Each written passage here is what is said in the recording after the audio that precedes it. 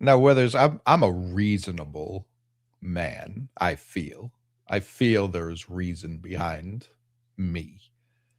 I am willing to accept that there is some sort of Benjamin buttoning happening with certain NBA draft prospects' heights. Potentially, they used to be a taller man, and they are shrinking by the second.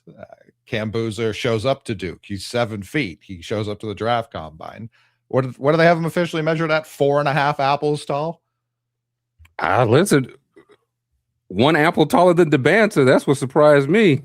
I said somebody needs some new shoes or some new lifts. Those the insteps they put in all the shoes.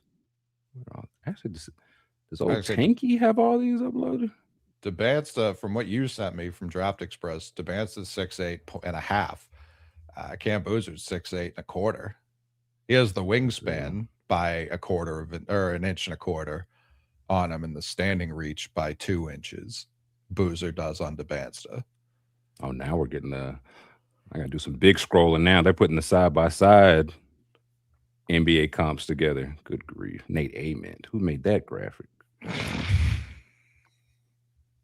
Yeah, also for the first time I watched like a full game of DeBanza live was in, I think, under 18 Olympic stuff.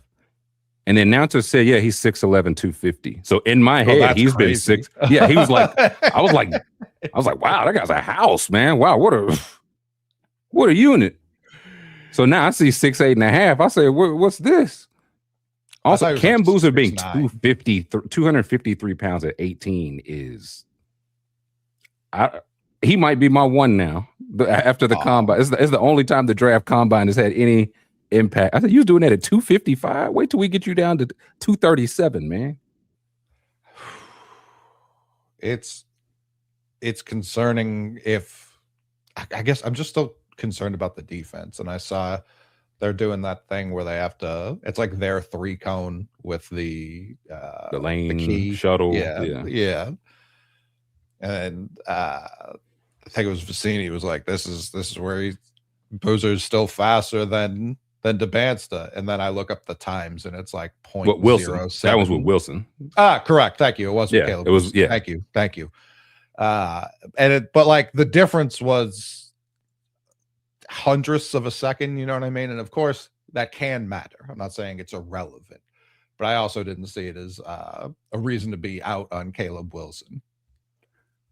I'm not out, but the fact that one Boozer had the closer time at all, 40 pounds heavier, that it either has to be good for Boozer the way he's moving or something on Wilson.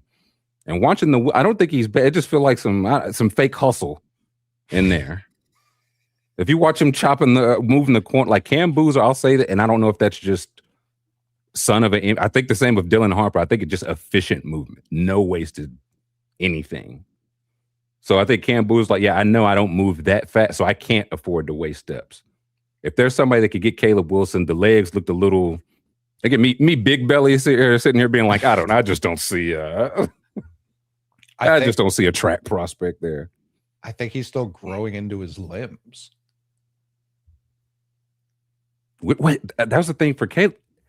His wingspan wasn't as long as they thought, and he's 6'9.25". 7 foot and a quarter wingspan at 211. As somebody who is still kind of team, I see him as a center. The 210 is tough, and the wingspan's not great. Again, none of these take away the tape or anything that we saw all season. So I think it's wild to lose sight of any of that. But as I scroll, like Keaton Wagler, 6'5", 6'6" wingspan. There was rumors he had like a 6'11" wingspan going into it. So it's like, eek. Flemings had a tough wingspan. People were all over that, and it's like it wasn't even negative. It was like he's 6'2" with like a 6'3.5". Yeah, and it's just like, all right, like I get we want these guys to be freaks in every sense of the on-court word, but I don't know. Are we parsing too much? Especially if it seems like nobody has a monster wingspan in this particular class. Well, that's where I'm like, Acuff came out. Acuff was 6'2", barefoot, 6'7" wingspan. If I'm him, I'm like, Yeah, I'm clearly taller than those pipsqueaks over there. Me, Mr. Superstar 1. Who else? Amen. Yaxa was 6'9" with a 7'3" wingspan. Okay. Actually, everybody on Michigan was 6'9" with a 7'3" wingspan. Except Mar, who was 7'3" with the 9'12" wingspan. JQ measured well. Mara had a great day. Mikael Brown, 6'4", 6'7.5" wingspan.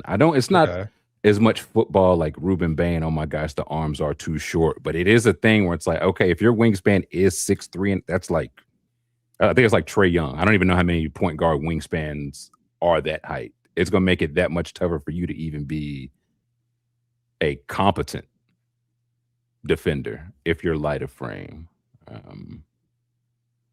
Trying to see if there was any other crazy ones. I do think Boozer came out when I would still, if I'm drafting Boozer, I'd be like, I don't know if I want you 253. You're one, big dog. That's a lot of weight. We're trying to do this for 15 years. Like, you'll get there eventually. I've seen your genetics. I know how this goes, but I was gonna say it's 235 I'm not saying drop 50 pounds, but 12 pounds. I don't know, because he's obviously not overweight by any means. So I guess I would be more like, we don't need you to add more weight. Just stay here. Just stay around 250. Because I think the big thing for rookies, especially someone who's going to be a 4, probably a 4 this year, it's like the beating you take game to game. Him being 250, I think, is a tremendous advantage so that he's not hitting a rookie wall in the middle of the season. The thing I'll say is, again, I'm trying to map out like your career and your genetics. It's like, I don't know if a guy that big, seeing him from like junior to senior year to now, it's like, I don't know if you can stay 250, like just can stay 250. I think he's just a guy that puts on weight easily. Like a lot of guys struggle with. I think he's just able to do that. So if he's able to do that, that's where I'm like, now let's drop you down a little. Like you'll be back there in like 4 years. Like this is not a forever thing. You're right. It's just in the right now. Again, everybody's still playing a small forward at power forward. You'll still be bigger and stronger than them. So I'm not too much worried about that. I do see him at the 4. I mean, the lateral movement probably helps him more than people thought. If it's just like, oh, okay, he can be competent now. Like he was moving well enough to be competent. You knew he wasn't a vertical athlete. Like, that didn't change anything. I did see some talk of the guys. Everybody was tanking their stand and reach, so they had these crazy verticals. like all these guys have been like since they were like 14, 15. Every 6 months, these guys are measured. So it's not like, oh, when he was 14, he had this wingspan. They're like, no, at the 8 months ago, you're the same height. Your stand and reach is crazy, but your stand and reach is 3 inches shorter, but your vertical's 3 inches higher. Interesting. So maybe a little fudging the numbers, which I support on the players' for sure side, if this is true. Tyler Tanner, 5'10" 3/4, 6'4" wingspan. That it helps him for certain. I saw he was playing 5-on-5, I think, today. So he seems like someone who's staying in the draft. Obviously, he can still drop out, but I don't know why he would. Was it Draft Express? One of those, Giovanni or somebody was like, this draft kind of stinks. And I said, I said, what a take after all of this, because he said, was it Schmitz? Might have been Schmitz. He said, like, outside of Mike Schmitz, or is he the one who just got the GM job? Yeah, he's whichever one didn't get the GM job, but has been doing this forever. Giovanni, was like, outside of the top 5, this is a weak draft. And I said 5 is, I think, tough, because I still like a lot of the guys from 5 to 10 a lot. And then his other point was, a lot of these players are going to go back to school because the NIL deal will be worth more than getting picked in the 20s. And I said, I can understand that. I don't love the draft like pick 25 on, but I don't know that I can say the whole draft stinks outside of the top 5 because of that.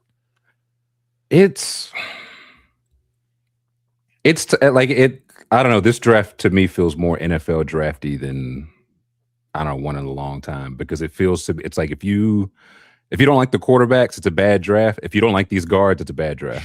Sure. So if you don't like or don't need a guard that's between 5 foot and 7'5", I can see how you're not liking the draft. Now, the second point, I do agree with him. If a lot of these guys, like, again, I've still got Tankathon. I don't know. Yeah, they haven't updated yet. So if it's Zubi Ejiofor and Momcilovic in the 40s, Ruben Chinyelu in the 40s, and then there's all these guys, or some of these guys go back to next year, and it cuts. Some of those guys in the 40s go in the late 20s. That's what turns like a good draft into like a generational draft. Like drafts have stars, but when we look late in the first and second rounds, like, oh, that's a stacked draft. I think that's what this was projected to be. And now Thomas Hawk went back to Florida. I'm trying to even see whose ears or could potentially. I think Koa Pete is still a potentially. I think Yesufu's potentially, but I think he's leaning draft. Krivas went back. I think Tanner still can go back. Mm-hmm. Malachi Moreno still can go back. He seems like he's doing some. I saw someone talking about him gaming the system a little bit at the draft in terms of like who he was competing against and what he was participating in versus sitting out, and which scouts he was going a little harder in front of. So he sounds like a guy who has a plan to stay in the draft and go exactly where he wants. Well, he pulled out of some, I think, 5-on-5 scrimmaging, and people were saying, like, did he hear something? Like, if he's going hard in front of some scouts, did he hear something? Did he get a promise? There's no reason for me to play. Did he hear something the other way? It's like, because I've seen I don't know what site it was. They put basically RAS scores for NBA. Okay. Combine score. What site had that? It's not great, but I don't think it's anything unsurprising. Like you didn't think he had a 50-inch vertical or 8-foot wingspan going in. So who had those? Oh, look alive. This Tawny, TAWNY parkmetrics.com. Why did you say that? I mean, it's CNN.com and TawnyParkmetrics.com is the two I check every day. Oh yeah, we got big RAS scores, athletic testing, anthropometric data, Mick. I'm seeing that. That's Debance's logo, I'm pretty sure. Mm-hmm. He knew. Yeah, inspired by Math Bomb, shut him out.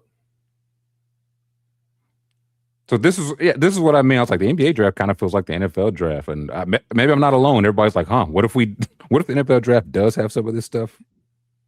Exactly right. That's what I want. I want Patrick Starfish. If your athletic testing data does not look not like a starfish, keep it. Yeah, hand width concerning. Not great. So this is just something floating around. Does Tyler Tanner having more block shots last year than Debanza concern you in any way? No. Why? Because people go at little guys differently than they go at wings historically. It reminds me of like when Yao Ming got his shit punched by Nate Robinson and everyone freaked out. And I was like, they don't raise the hoop for Yao Ming. Like he's not shooting on a 12-foot hoop. It's still 10 feet. And the dunk contest champ can jump that high. So it's like it obviously visually very hilarious. But yeah, I don't know. Tyler Tanner, a lot of those I assume are chase downs as well. Like he's pretty active in the open court. And Debansta, I would have to see where he was typically guarding people. I don't remember seeing him even trying to meet a lot of people at the rim because he was likely on the perimeter more. So I don't know if you're guarding jump shots more than Tyler Tanner getting more blocks, fast break, defense. He can't get them blocks and fast break. Debansta, he can't do fast break. No, not when you're a shining star. No, off my board. That's fine. Off my board. They said he was talking like Shadur at the combine. I said, "What is that a bad thing?" I don't know. Yes, you know the answer to that. I don't know that Shadur's bad at talk. You know what I mean? He is, and you know that. Come on now. Don't be silly. I'm a big fan. He's because they were like, "Why should you be the number one pick?" And he said, "I put asses in seats." I didn't know that was a bad thing to say. Now, Not focused on the basketball is what I hear, Mick. He's dropping lower and lower. that's how Brad gets him. Maybe so. He just refuses. He refuses to be selected by anyone else. Listen, NBA, they don't care about that stuff, man. They You better, do not, no. you better go to the NFL for that, Jack. Eli Manning. Check him out. Tough combine for Boopy. Oh, no. Lo- Spider on the world. Charlotte's Web. Yeah, this is. They said there's no reason for it. We didn't even see him walk in the door. 0 on the hand width. Yikes. 5'11" height with the 5'10" wingspan. Yeah, that's tough. Standing vert 27. Tough on the lane agility. Like, you got to smoke the shuttle run when you 5'10", 161. He didn't. No. Braden Burries. Looks like he had himself a fine day. I Future think he could Hawk. change his position. Hold on. Oh, now. yeah. Let's say it's a Point guard. positionless game. He's a terrible center. No, but as a point guard, he's the best we've seen. He will be a Hawk. He's a shooting guard. He's not very physical, but he's agile. He's vertical, and he's And combined. fat from the. That's what I. Yeah, weight. That's where I check it. 100th percentile. Thummy. +6. You know, he's jumping. Listen, I think last year I was like, Dave Moore, is that too high at 8? Now I'm not sure he'll be there. I'm really not sure he's going to be there. After the type of testing he had, he's very tall. UCLA just had this guy on the bench, which is wow. Again, just not very wide hands, which concerns me now. Fine with it. Is it not very wide hands or not very wide hands for someone 7'3"? Either way, Like ooh, he's got the hand width of somebody 6'11". Those shrimp forks. Boopy just doesn't have hands from the way they measured him. 9'9" reach is outrageous. Pretty good. Again, I still been thinking if he just goes 5, I'm still just thinking through this Pacers trade, man. I get why they did it, but I don't know. Optionality.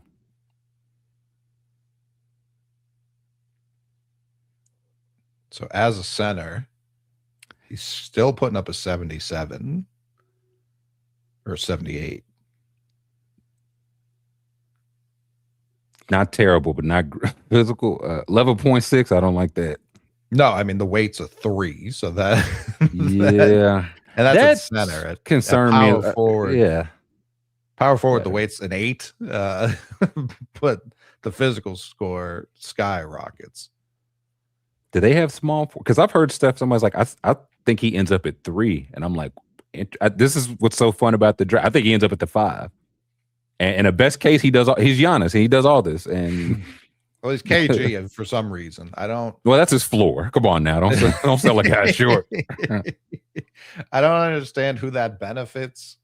Comparing someone to KG, like KG is such a unique, one of one historic player because Human. largely all of it, yeah, but like largely because of his attitude. So like, unless Caleb Wilson doesn't seem like a yeller to me. I'm not saying he has no attitude, but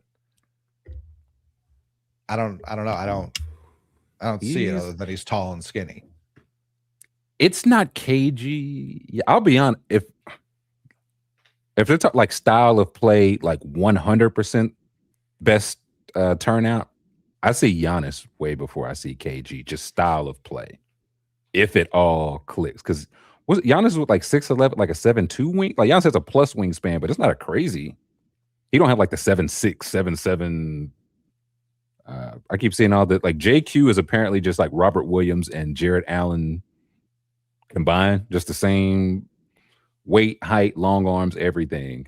And do they have historical combines on here? They got the old Giannis score. I would say Giannis is a 7'3" wingspan per Google. Okay, that's long. I mean, it's not the 7'6", but they have 54 players across. Oh, they have the other. Every Antetokounmpo, but yeah. I mean, that stinks. I don't care about any of these guys. Oh, well, I was gonna say if they had the recent ones, I know they're younger than him, but they got Thanasis in here. Come on now. They got his old name. Search Antetokounmpo. Antetokounmpo. Yeah, his name was Johnny. I don't get. I'm thinking Thanasis was. What was Giannis 6'11", 7'3" wingspan? That's what he's listed at. Yeah. They got Giannis old Tankathon.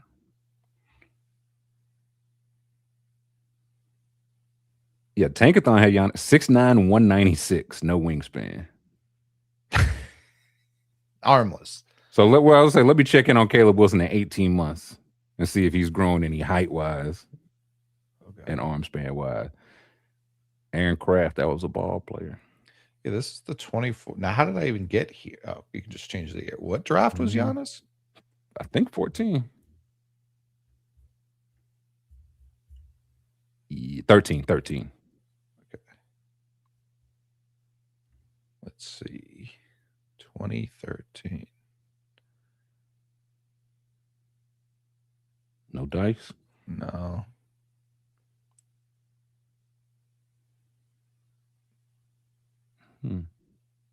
Did he? Well, would he end up coming in? Might not have done the combine. That's what I was looking on Tankathon. That's all they have. No games to his stat strengths are draft age +4. Stat weakness is nothing because there are no stats. So in Nerlens didn't do the combine. Mick Kabongo, shout him out. Well, I thought that too. I was like, this is the first time I remember in a long time. Like a lot of guys in the top guys. Like we have a top 4 that I think did all or most of this testing yesterday.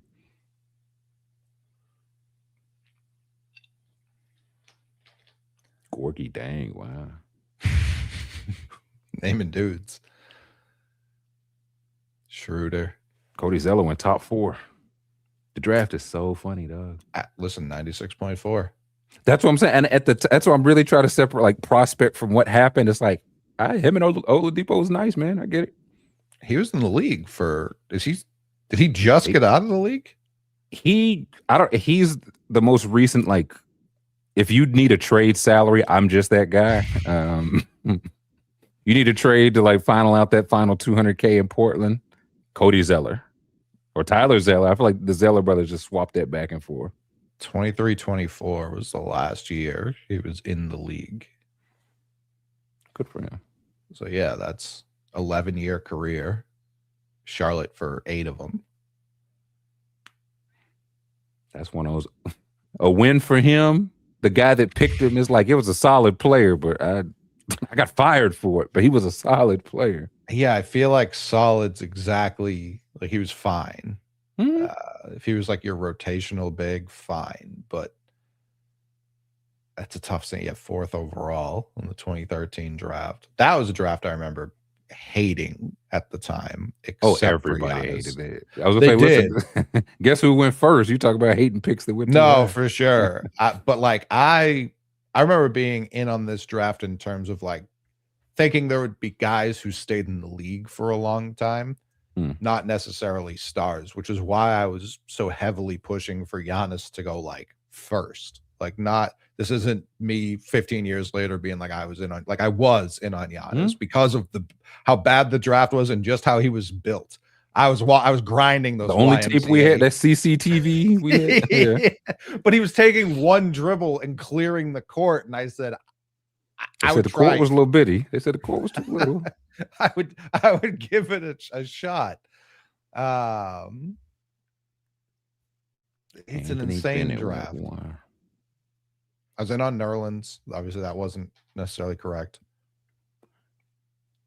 It wasn't wrong. I still think he should have went one, and he would have been a better number one pick than who went one.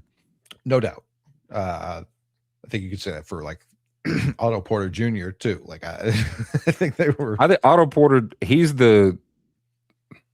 might be the ones like, oh, okay, that's a good solid pick. Until he got paid, he's the first person I remember where people were like, no, this is a good play. He got what? I don't like him anymore. Like I'm out. I was like, he didn't become a worse player, I don't think. They're like, yes, he did. Zeller for Alex. Yep, Alex Len and Nerlens played. I talked about that. Ben McLemore, Christ. KCP 8. I get that's the most 8th overall pick career of all time. Trey Burke and McCollum back to back when we valued small guards. MCW when we valued big guards. Yeah, sure. Stevie Adams, part of the. I think he was like, the last pick of that Harden trade? This just says it was OKC, so I don't know if because I think I'm checking now. Let me make sure I'm not. I thought it was like Kevin Martin, something else, and Steven that was like the draft pick. That certainly could be. Traded by the Rockets as a future number one with Jeremy Lamb, Kevin Martin, a 2013 second, Alex Abrinas later selected, and a 2014 first round pick, Mitch McGary later selected to the OKC Thunder for Cole Aldridge, Daquan Cook, Lazar Hayward, and James Harden, October 27, 2012, like the day before the season. So here's James Harden. Thought Shabazz would be better. That wasn't true. Him and Anthony Bennett, I was like, these two 20-year-old freshmen, this might have been when it started for me. Oh, man. Schroeder, I was just a hard out on because they were comparing him to Rondo, and he, if you redrafted this, would go like 4th, maybe. So, I don't know what his VORP is, but they were still putting Plumlees in the league. 2.9. 2.9 VORP. Okay. Yeah, Plumlee's a 15.2. Solomon Hill, Tim Hardaway Jr. still in the league. This is where it's like Tim Hardaway Jr. still like a solid bench player for a playoff team. Andre Roberson, I haven't heard that name in years. Same draft. Rudy Gobert, 27th, just fucking nailed it. Is he 2 in a redraft? Is he 2? Let me make sure there's no one hanging out. That's what I'm trying to see. Is there any? Yeah, he's 2 pretty comfortably. Yeah. Like he's doubled up the third highest win share. And he's like right behind Giannis. Like it's not. Is he 1, Mick? Is he 1? He's still playing as of recording. Definitely no. But he's done a good job for himself. Yeah, Schroeder. Olynyk's been solid. I was so mad at the time. I'm still mad. He's been very solid, though. Very 13th pickish. Reggie Bullock is real estate now. Island time. Actually, this might be the first. I just see Alan Crabb, Otto Porter. Is this the first draft that aged into the perfect timing? Yes. Yeah. Yeah, Alan Crabb's a trillionaire because he got drafted now in 2013 instead of 2012. He got an age just like, I am telling you, come out of school, man. You know, don't do that junior year. Don't do that senior year, man. Alan Crabb did what, 7 years in the league? Did he pull 100? I think so, 76.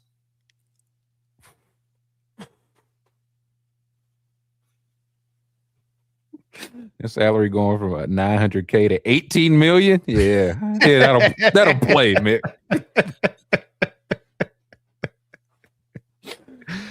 That will play.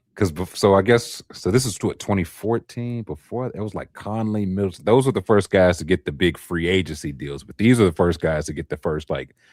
You mean my restricted free agency max last year was 62 million, and this year it's 158? Yeah, okay. And everybody signed. It's like, well, yeah, it's going to keep going up like this forever. This will be 25 million for Otto Porter will be the minimum wage in like 6 seasons. They went up like twice, and he's still 34. Like right now, he's 34, just loving life. I hope. So they were talking about like who. I can't remember who said it. Somebody can like put forward like Kyle Lowry has had just the perfect basketball career. Yeah. Can Crabbe push in there by virtue of being in the 2013 draft? Can that alone get me in that mix? And the case for Lowry was like great college career, first round pick, bounced around some teams, but like found your role, all-star, won a ring, Olympic medal. Now you're the veteran presence guy in your hometown, and he can still go out and walk around because he's 6 foot tall.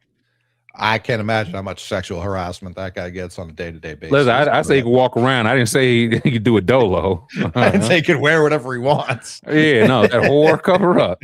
I was like, that's my only pushback, which I didn't see a lot of, and I think credit to Lowry that this kind of is forgotten. Like, the reason he ended up in Toronto was because like the rest of the league was just out on him at that point in time. But not the rest. Obviously, Toronto was still in, but like Memphis and Houston were like, this guy fucking terrible attitude, fat, like just not good. Like, we're out on this loser. And yeah, he got to Toronto, and that abroad, that studying abroad, like fixed him.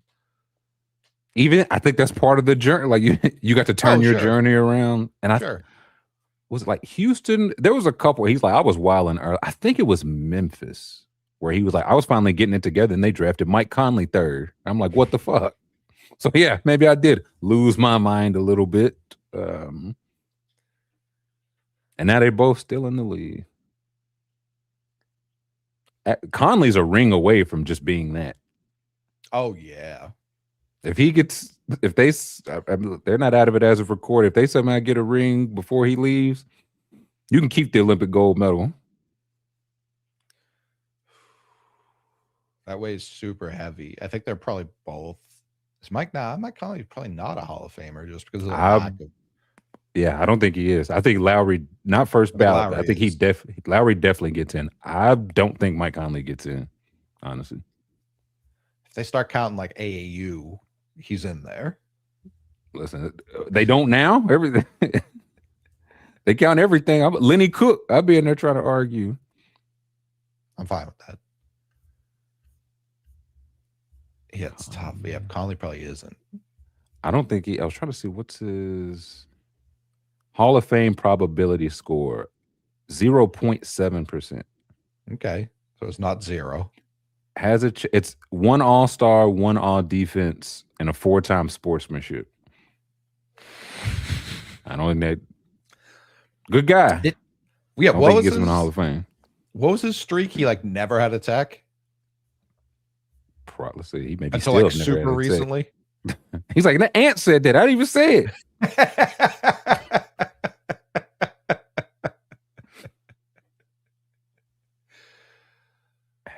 Maybe 286 million. Not bad, Michael Conley. Not bad at all. That's what it's all about. Hall of Famer at the bank, but not at the Hall of Fame. I don't fear. No, first ever guest of Mixtape as well. He loved it. I remember telling him that, and he was like, "Oh no." Fired his agent immediately. Yeah, why me? Huh? Why? Like I got guinea pig written on my face. Speaking of Hall of Fame, did you see Haberstroh broke it down? LeBron has had 4 Hall of Fame careers. I'm shocked it's that few. What's for every time he broke it into like first Cleveland, Miami, second Cleveland, LA. All four of those stints have at least a 50. If you broke down only that, the lowest one I think was Cleveland 2.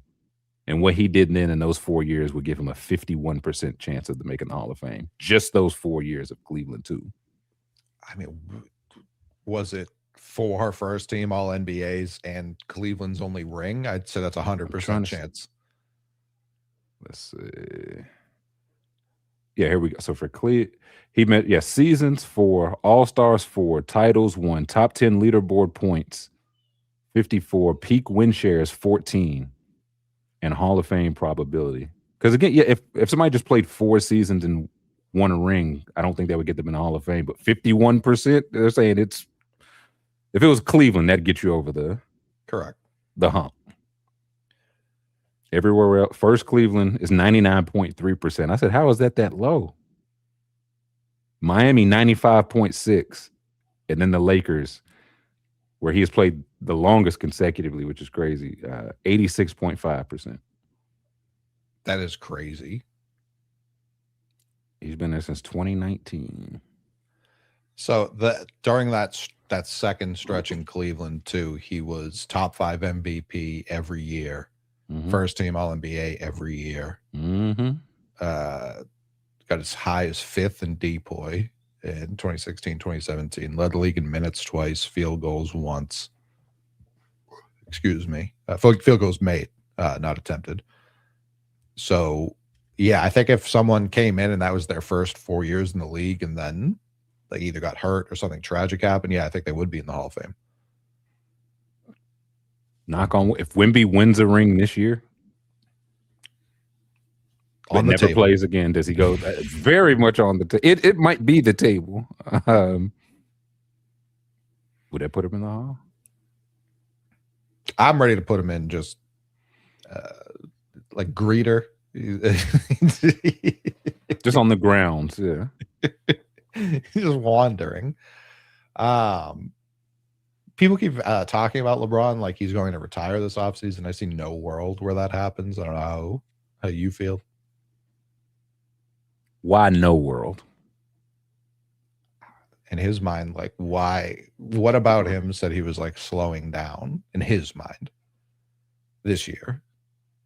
Does he? This is where I'm sure he said it, but like Jordan has said and been on the records, like, I am not a drag me off the court guy. I'll leave when I'm still scoring too. I want to walk off still being remembered a star.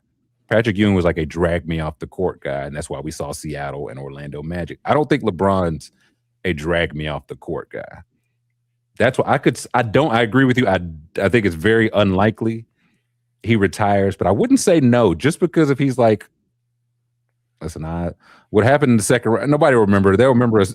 I got past Durant is how I'll spin the story in my last tell, and I went out averaging whatever. Did I go out my last playoffs averaging what I did my first playoffs? Like one of those type things. That's the small chance I could see. But outside, if you think he comes back, where is it at?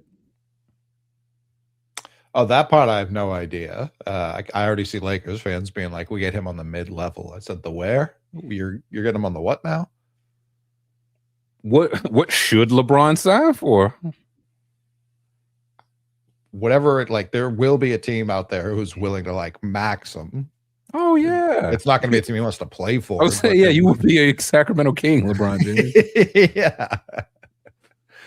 So I don't know. It's already started in Boston. Like, would they sign him? And I'm not going to engage in that ever, because he has made it super clear how he feels, and it's how he should feel. Like, it's exactly how he should feel. But I don't know. As much as I can't fully agree, he's not a drag me off the court guy. He'll be 42 next season. Like. And averaging like, what 28? That's what I'm saying. That ain't drag me off. I'm not saying he's bad. I don't know that that's even a thing that could look like, but he's also not like leaving on your own time. That has to start with a 3. I don't think you can be in your 40s and be like, I'm leaving on my own time. I don't know if that's how that works.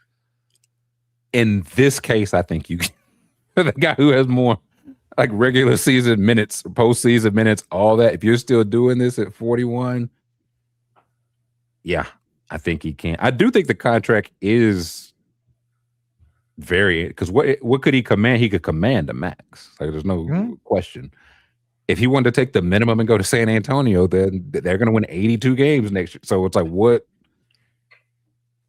does he want? I don't think he adds a new team to the resume, but I do.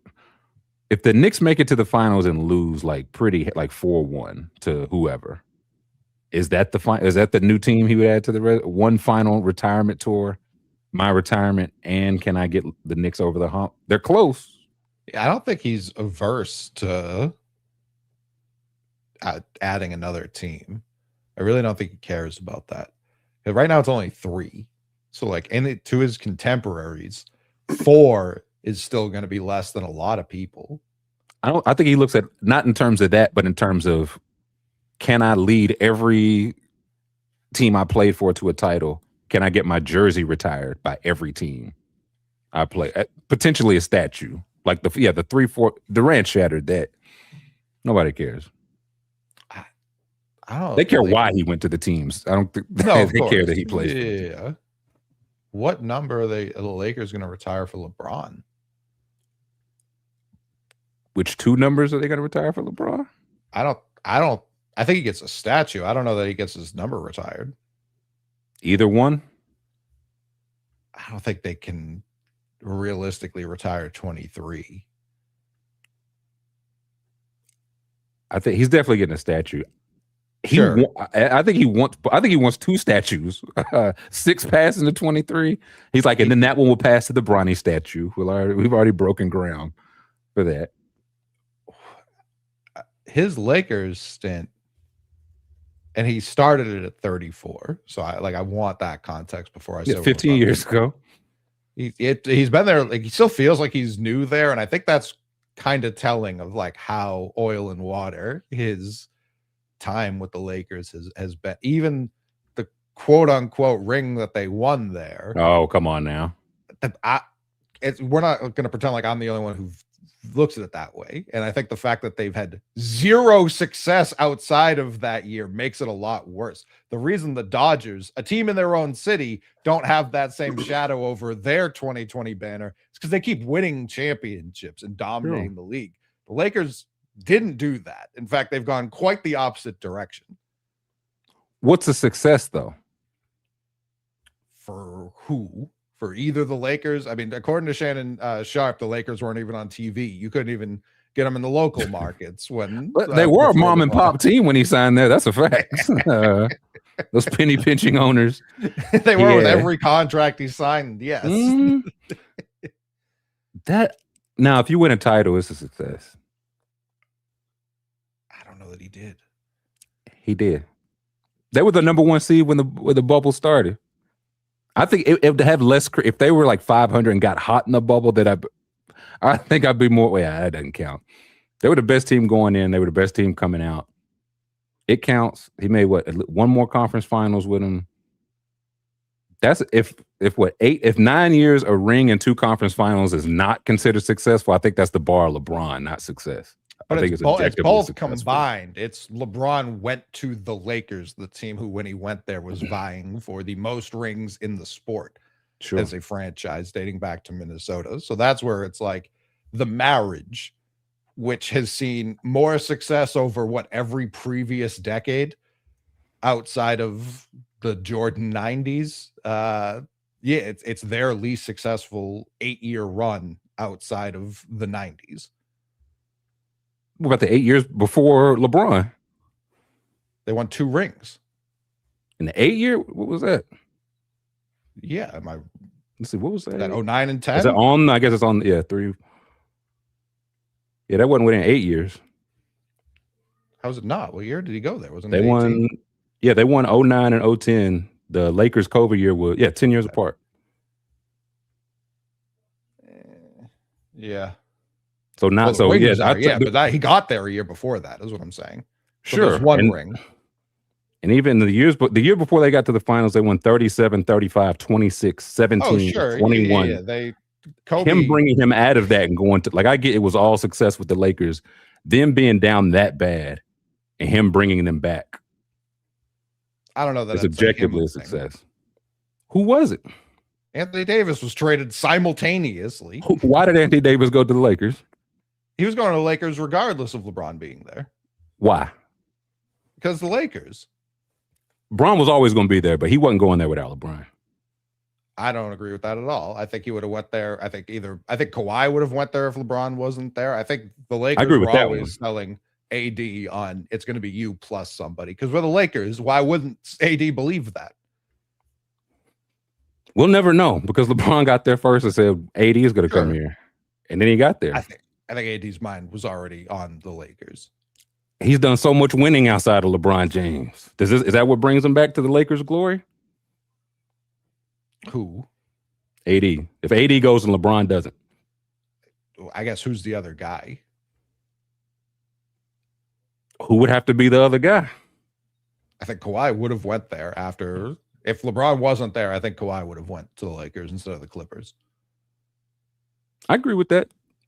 That's why I'd have to look at the game. Do Kawhi and AD's games play line up? And that's it. I don't know how that works at all by any stretch, but it wouldn't have been Paul George. You know what I mean? It wouldn't have been the Clippers of it all. It might have been Paul George, but maybe he also ends up there. I don't know what the Lakers were planning on at that point. What's his name still had? You could have traded him in a deal like that. Luzma. And he had some value. It's a lot of if, but the facts are he did go there. He did come after it. He won. I don't know how being a success is. Not even just for you, but just for it feels like. I think Laker fans don't view it as successful. It's not as successful as it could have been, but I think it's objectively a success. If you have 8 years of who we think is the best player of all time, one ring, is Giannis with the Bucks? Is that a failure or success? A player that well played there for what 11 years? How long? 10 years? Oh, I mean, we just looked at it. It was like 13 years. I'll say he's missed how many postseasons though? I'll be forgetting about Giannis, man. It was just this one, right? Obviously, he didn't start. He gets there. He don't finish him. Yeah, Giannis just finished year number 13. Christ Almighty, crazy. Yeah, I mean that's one ring. The Bucks versus the Lakers expectations are different. Sure, but a championship is objectively a success. Again, it's just like if that had happened in 21, which is when the Bucks one did. Like I think it just gets looked at. I don't think it gets looked at the same as the rest of them. I don't think that's crazy to say. It's not, but what actually happened is guys who are injured and older having a 3-month break and then going into the bubble. Like I think that's a massive advantage that they don't necessarily get any other year. Of course they don't. I mean, this year all their I don't think they started the COVID. I don't think they started the pandemic to get it. They did start the bubble though. That part also gets. Well, that's Rudy Gobert. No. That was LeBron and Obama on the phone with the whole. Yeah, league. But if Gobert never touched that, there's no anything. We're out of here, Hanta style. America needs some entertainment, fellas. Let's get in there. Yeah, I mean, the second he got there, there were Kobe fans. I won't say Laker fans. Kobe fans who were like, I don't like this at all. And definitely. I think still right now they feel. I don't think they've changed their opinion one iota. I don't know if there's because it's Kobe in particular. I don't know what LeBron could have did honestly to get past like for Kobe in particular. It didn't need to be. I don't think that. Yeah, he never would have passed. Right, Kobe like he could have won 9 rings in 9 years. They'd be like, Bean would have did that. Get Bean AD, he would have won 10 in 9 years. Yeah, if he had a dominant center or any sort of post presence, it would have been different. I don't know. It's strange, and it does speak to his bar and the Lakers as a franchise's bar 1,000%. But they both connected and met at the top. That's the crazy part to me. They did it. They did it. That year's top. They did it though. Nobody else. Everybody had the chance to do it. They did it.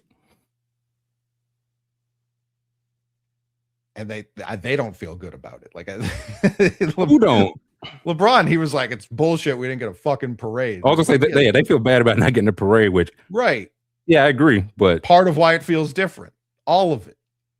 But it happened No objectively. travel. Oh, no, of Yeah. course. Yeah, they won the Disney Invitational and they hung a banner, and they should. But that's what they won. I would feel a lot worse if I lost that same invitational. Worse is different. I don't know. It just feels every other ring, I think, feels objectively better, even though they all get torn down now. I can't say regardless. objectively that I disagree with that. I, as someone who lost in that and also in other playoffs, losing in these other playoffs feels way worse than that did. But if you won, you wouldn't count that one? It would. Listen, if that was the only one, so let's rephrase it this way. If that was the only one the Jays won together, do you think people would respect it? Of course they wouldn't. They don't respect the one they won now. Sure. And now let's so put I think that's, so they that's irrelevant. Don't respect it. That's not what I asked you, though. I said if that was the one you wouldn't count it because it was in the bubble ring. That was the only one, and then I don't believe that they lose to because they don't get the 24 one in this world, right? Do they? Well, I'm asking you if that's the only, because my thing was if that was the only one they won. If it's okay, but you wouldn't count it. In arguments with Lakers fans, I would. I don't know that I'd feel good about it. But would you count it? You'd have no Celtics 2020 merchandise. You'd have no. I probably wouldn't have merch. No, I genuinely don't think I would. Other than like the merch I made and sold, I really don't think I would have. I just don't believe you. That's fair, and we don't know because we didn't win it. But I don't know that I would have felt the same about it, especially like because then if 22 happens and they lose to Golden State, it's like, well, we can't say that they're some like young team. They technically won a championship. So where is their championship medal? And then if they don't win again in 24, yeah, I don't know. I think honestly, 25, 26, they're already have gone. Like I don't think they get to still be playing the way they are for however much longer they are. If we're talking, maybe that's the way it should have. It's like maybe we did peak at 2020. Udoka still coach. Missoula's still in the second row. The world has changed. The world is different. Yeah, Stevens in 2020. So that would be his ring. You know what I mean? Like college by then.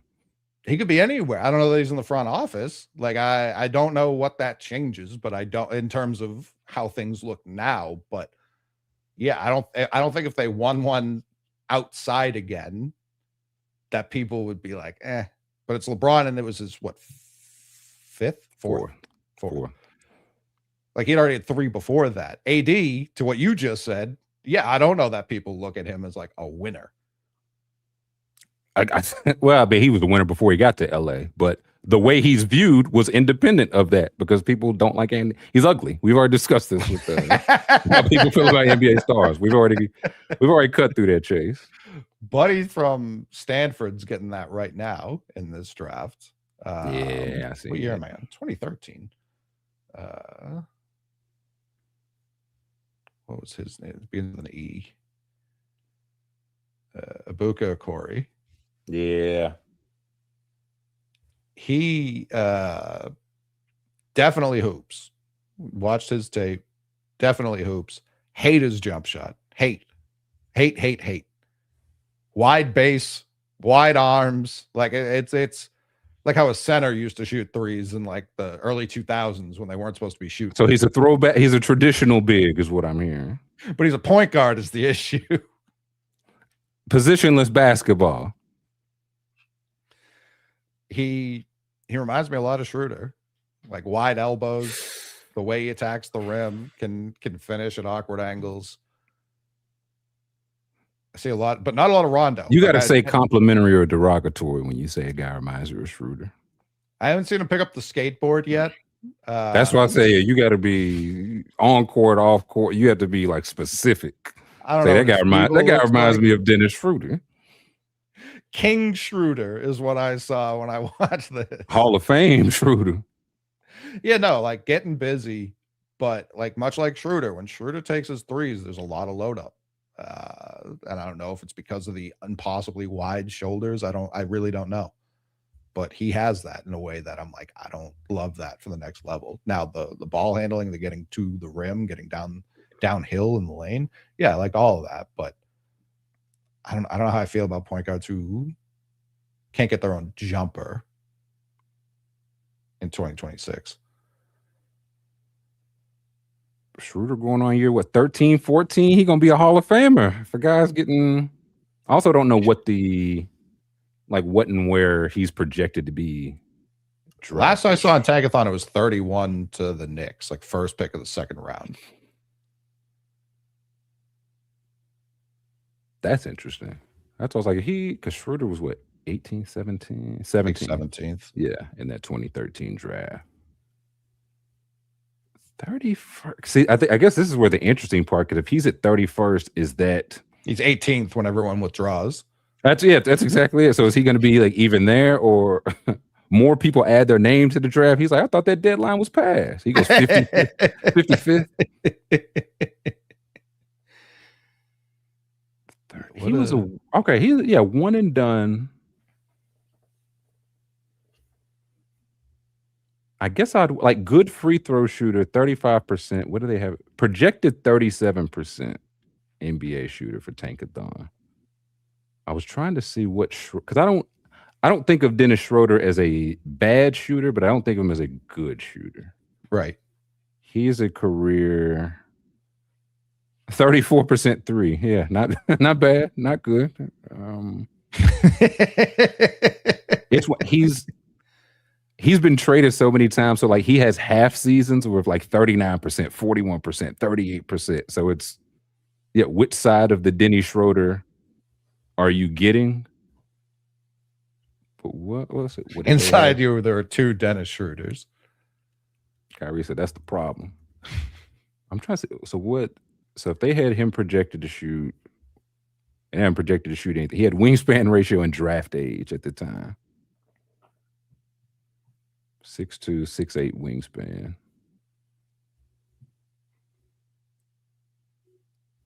31. I could see him in that Knicks jersey. They just draft all the ugly point guards. Sorry, guys. I'm just doing my scouting. I'm just doing stat weaknesses. Handsome. Yeah, if you make me physically ill to look at, I'm in. So do they have two picks like in that range? Or have they? They've got their first and that early second the Knicks do. The Bakers? They got 24 and 31. That's pretty good. Maybe. Javoni said it's one good player in this draft, and it's Bennett Sturts.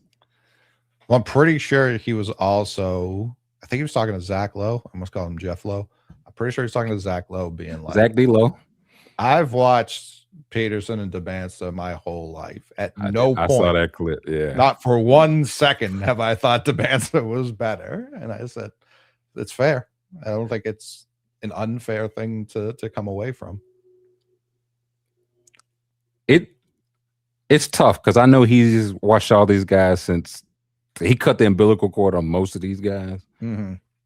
But I also know I haven't listened to it, but in those same rounds, he was selling Nate Ament the same way he was selling Risha Shea. So I just don't know where I'm at with Javoni. I need to know who's funding Big Draft Express. Or he just got a type. He just got a type. Sure. That's also possible too. But I hadn't heard it before that, but from the way this draft also making me realize high school tape is king. Like honestly, in a way that I kind of get it. You have more of it. You have going back to 14, 15. I guess it's just I was like in my head it's such a lesser league and across the league and AAU and all that. How do you compare versus college? And the NBA is just like we just kind of don't really value college all that. It's a different sport. I would say it's a different sport, and it's 30 games when we've seen 30 games for 5 years. So was it a bad fit? Like, is it the first time in your life you had a bad fit? Because every other team you kind of picked up until you picked the roster. You know what I'm saying? More or less, yeah. So not a crazy take because the people that are in on Peterson are like, this is a Kobe Bryant floor.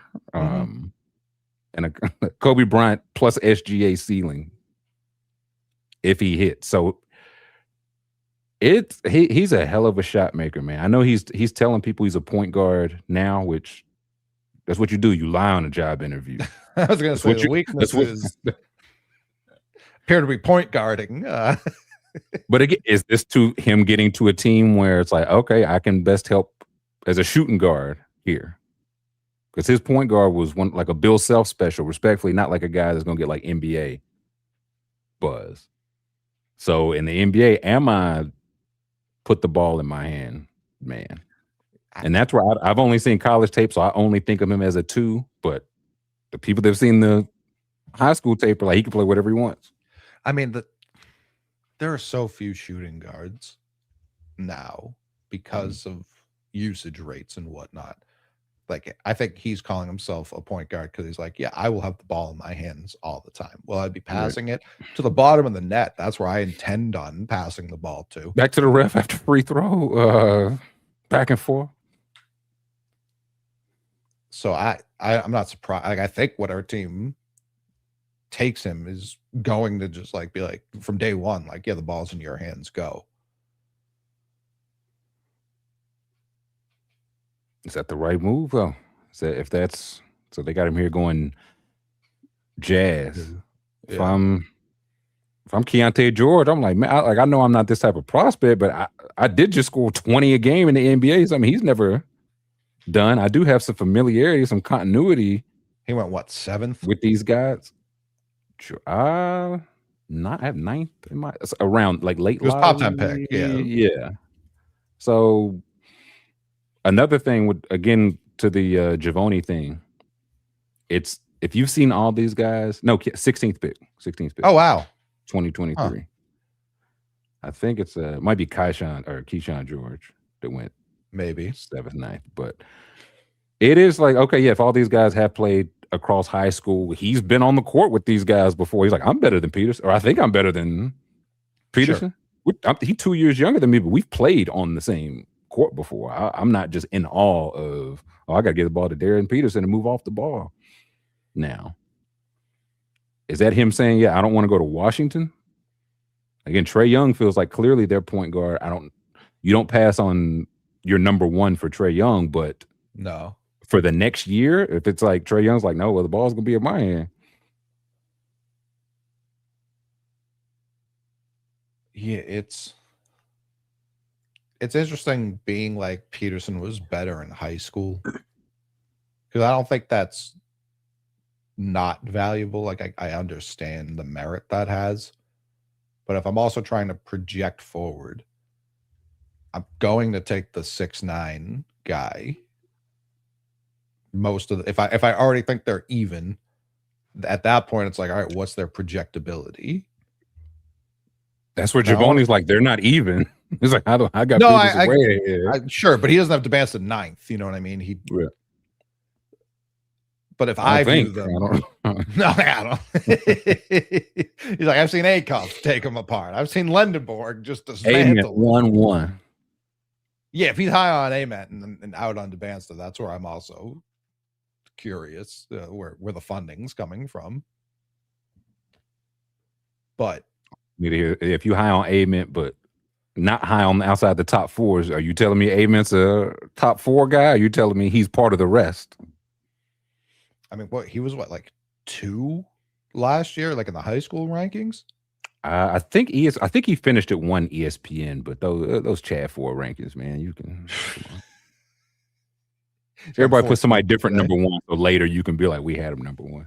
Sure, Avery Bradley. Yeah,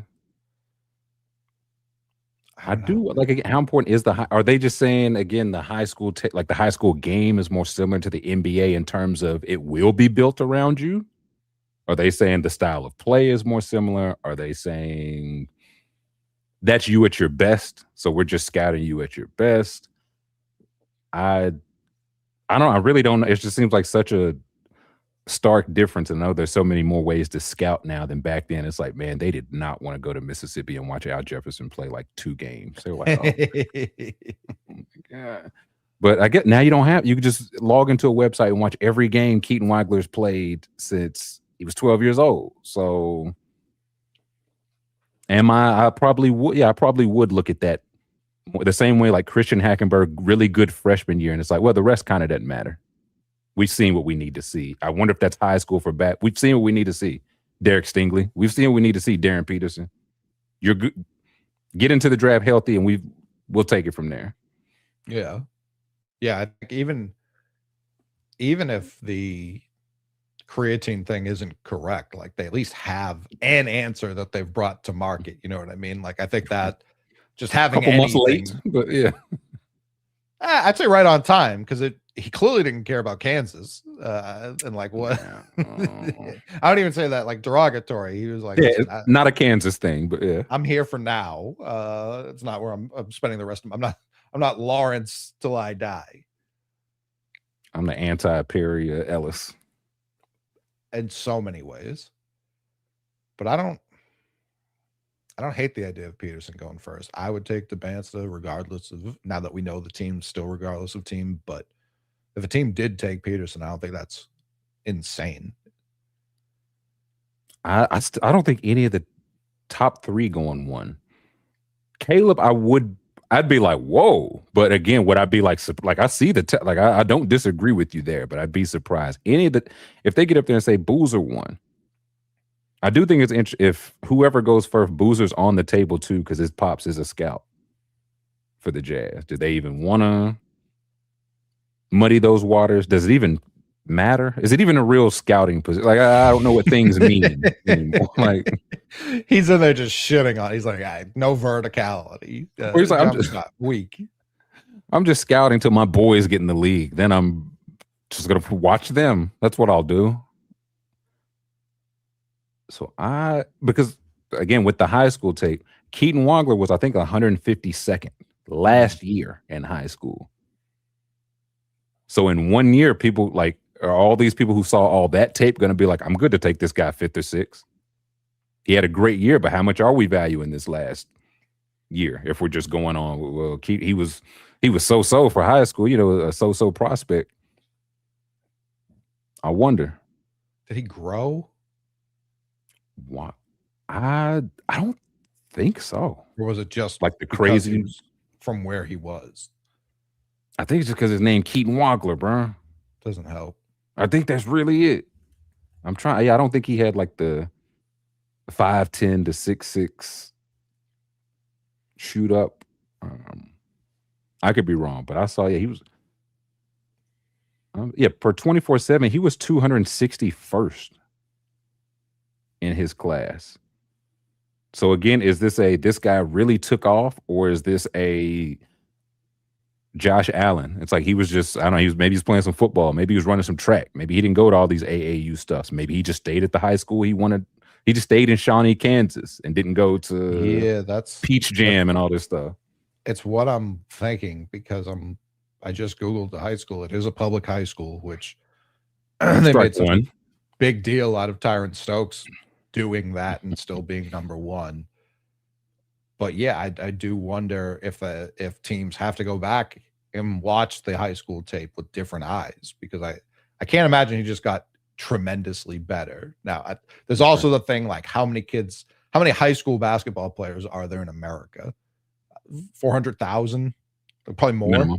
Minimum. So him being 150th like seems crazy for the NBA draft, but in comparison, like what I guess more the question is like, what do you think the actual gap is between, say, the 30th ranked senior and 150?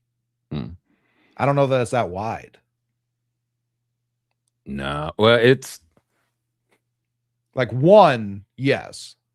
Well, that's where it's because it's like, how much do we get all this wrong? You know what I'm saying? Because like, I just always Trae Young and Nick Richards were 1 player apart, and Trae Young was 1 and done. Nick Richards was 3. So it's like, what on his team was Keaton Wongler asked to play only like setup point guard? Was I asked to only play off ball shooting guard? In Illinois, I got to do both. Was I on a team where, again, I'm playing public school in Shawnee, Kansas? Was I the center at 6'6"? So are people just scouting me as a 6? Like, you know what I'm saying? Like, I didn't get 12 rebounds a game. I think I'm gonna be a point guard, but I'm the tallest guy in the school. I play power forward. It's like, were you wrong then? Were you wrong now? Were you ever wrong? He just got better. He won consecutive state championships in Kansas which was 6A. So I don't know. Every state's different.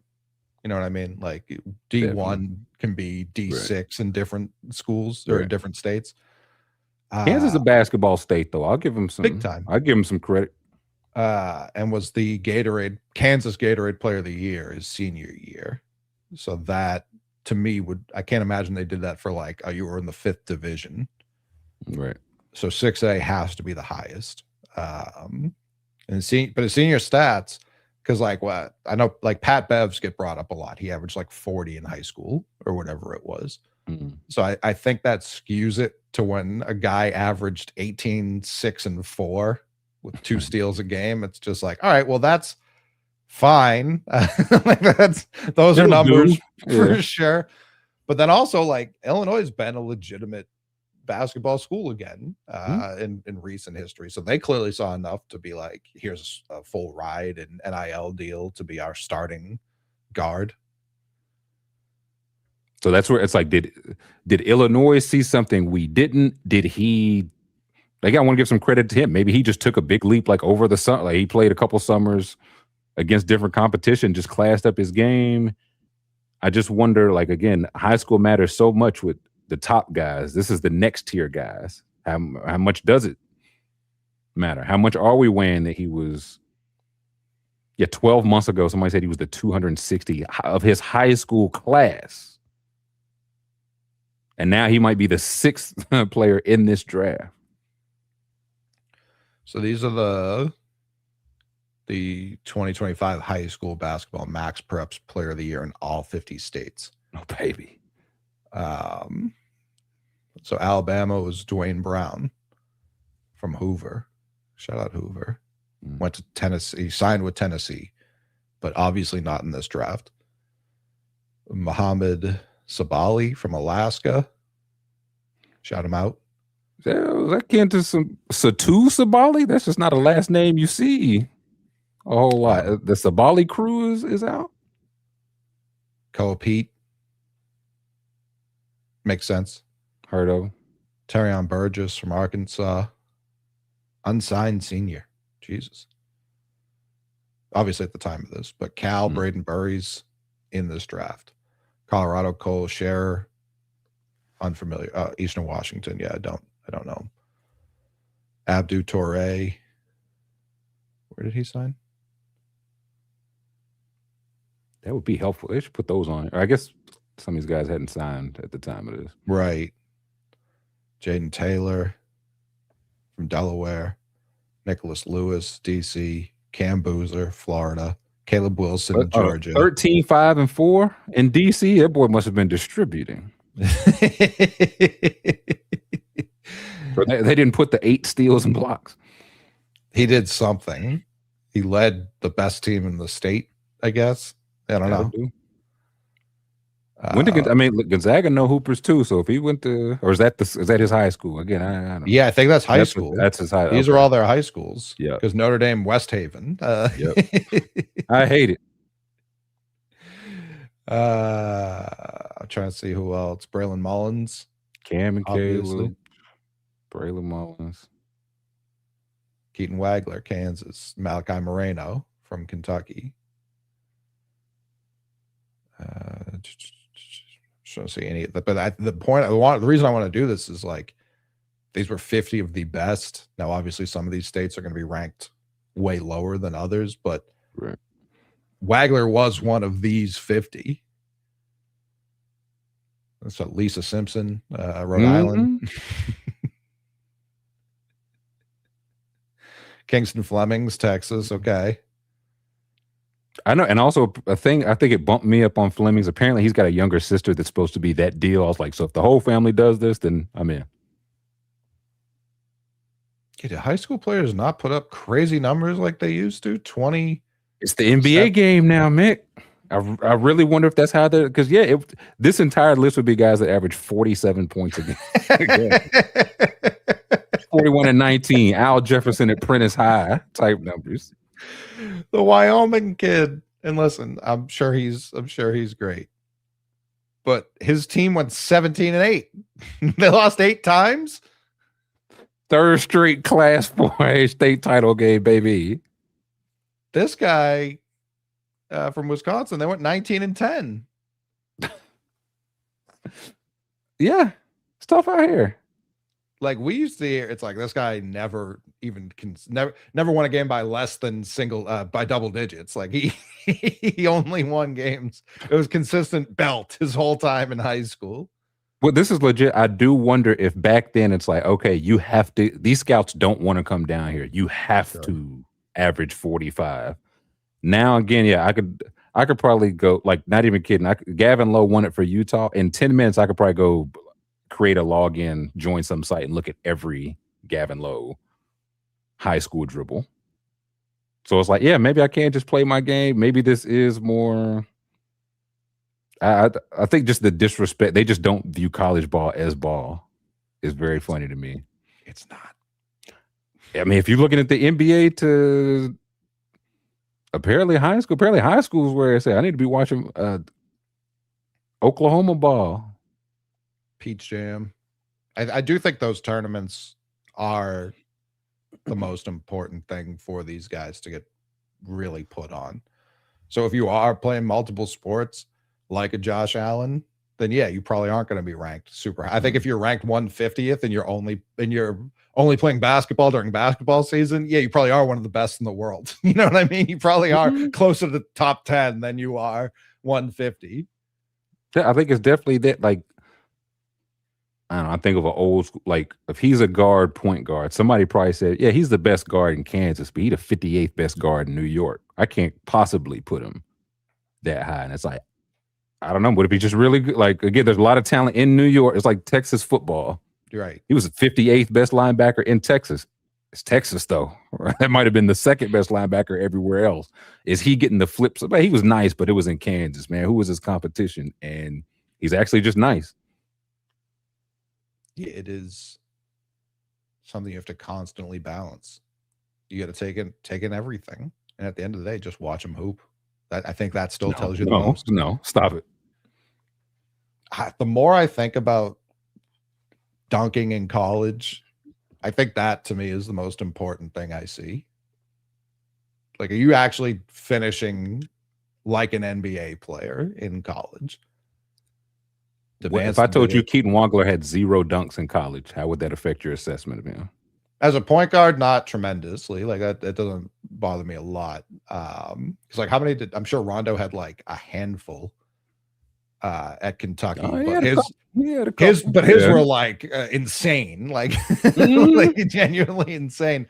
But that didn't tell the story of like his game. But I'm talking more advanced, more because even Peterson like caught a couple. But it's that's more why like 0 is. It stands out. I don't know. It does. It stands out. What Chris Paul have like 1 in his NBA career or post Pellet or post? I would say post New Orleans. Yeah, if that. New Orleans, Chris Paul used to fucking jump. Oh, sure. I saw someone last night, or maybe it was 2 nights ago. Whenever the Cavs and the Pistons played their most recent game, and B-ball Paul was on the court a lot. They were like, do you think Chris Paul's furious he didn't come up with that first?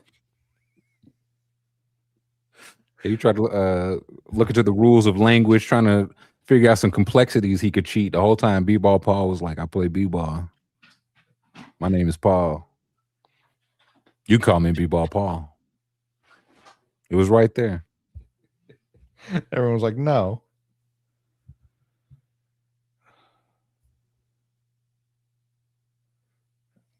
I think that's an HDMI. We'll find out. Sure. Getting asked to do things all the goddamn time. It never ends. Just never ends. I'm looking now. What class is this? Krivos is here. Krivos was the 135th player. That's buddy at Arizona now. JT Toppin was 133rd. He might be a first rounder. Chinyalu was here. All these guys are in the 100s, 120s. So I wonder if that's some of it is like, okay, yeah, we think you're good. We just think you're like a 3-year college player good. We think you're Like you're good. We trust your body. We trust your skill, talent, all that. Just for the rankings of these guys, we think you'll be here 2-3 years. That's how we're looking at it for Keaton Right. Wampler. Like your body for whatever reason. And he's like, no, maybe he did work on his body, his game, his all that. And he's like, no, I'd be a devastating 3-year college player, but I'm gonna go for it. He's not like, he also just moves. Like I remember the first time you brought him up on here, it's like a little stiff. And I think that like when you're not Chris Skywalker, the most athletic guy in the gym, like I think that can knock you down a little bit too. And once you see, it's like, oh no, he just plays at his own pace. I think those are sometimes the hardest guys to scout because it doesn't always work either. It's not like guy playing at his own pace always works in the NBA. Like sometimes you got to play the NBA's pace too. I think the Boozer thing is like he's not vertical. He's more smooth than vertical. Are people not used to that? I think it was Vicini saying that there's not. You'd have to get into like the P2 or whoever science things, but the things they measure at the combine are like acceleration, not deceleration. They don't. So it's like, yeah, if you accelerate well, but if you decelerate well, that's not going to show up at the combine. I don't know what drill or skill you do or they would start doing to measure some of this stuff. But yeah, hold your arms out, jump high, run around these cones, shoot 25 threes, which Kobe Pete should have said no, thank you. What did he? What did he hit? Like none of them? What did he do? I think it was like legitimately like one. I don't think that stuff matters at all unless his form was looking crazy. Like one's not good, but I feel like if you scouts, they probably already gone by then. I feel like they want to do medicals, probably sit down and talk to a guy for a minute. See if your arms are as long as when we measured you at Peach Jam last year. And outside, because if he hit 25 out of 25, nobody'd be like, oh, he's figured it out. 6 of 25, not ideal. It's just the pictures, like it's just him like off to the side. Like there's nobody else in the gym, nobody in the stands. He's just lying. He's just Bosco Pete. I'm like, that's not me. Bro. That's just not me. I wasn't there. Could be anyone. 6 of 25. I remember. I don't think it was the reason Ainge took Jalen over Jamal, but they had guys come in. I think every year, but specifically that year, and shoot 100 threes, like from all around the arc. And Jalen hit like 89 of them, and I think Murray hit like 84. And it's like Murray came in known as the shooter, and still is. Jalen, it was like if he adds shooting, he might be good. And it was like, well, right now I just watched him. I just watched him outshoot the shooter. So there's something there. There's something that tells me this will probably work okay. I think I guess I'd want to see. Let me see your form over 100 jump. Does it look the same? Right. Yeah. Regardless of I want 100 of them to go in, but does your form look the same? Because if your form looks 1 to 10 one way and shots 85 to 95, it looks different. It's like, well, when you get tired, are you going to revert to the way you've always shot? Yeah. So it's stuff. Sure. I get the measurements. The medical is probably the main thing. I think before they start doing this, I'm leaving. I don't need to see nobody throw down any one-on-none jam. Before y'all start playing against chairs, I'm out. Before y'all start doing 25 shots from around the world, I think I'm out. Check ball. That's what I want to see. I want to see who's ducking who's asking for switches, who just is waiting for the next 5 to come on the court to get their play on. That to me, and that we will get as these visits start stacking up with actual teams. But we don't hear these stories until years later, and it kills me. Wow,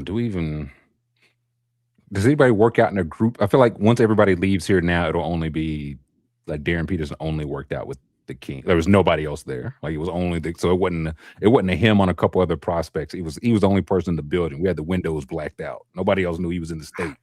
There really isn't a ton of time. Oh, they be lying though. That's what those are the stories I want to hear. For sure.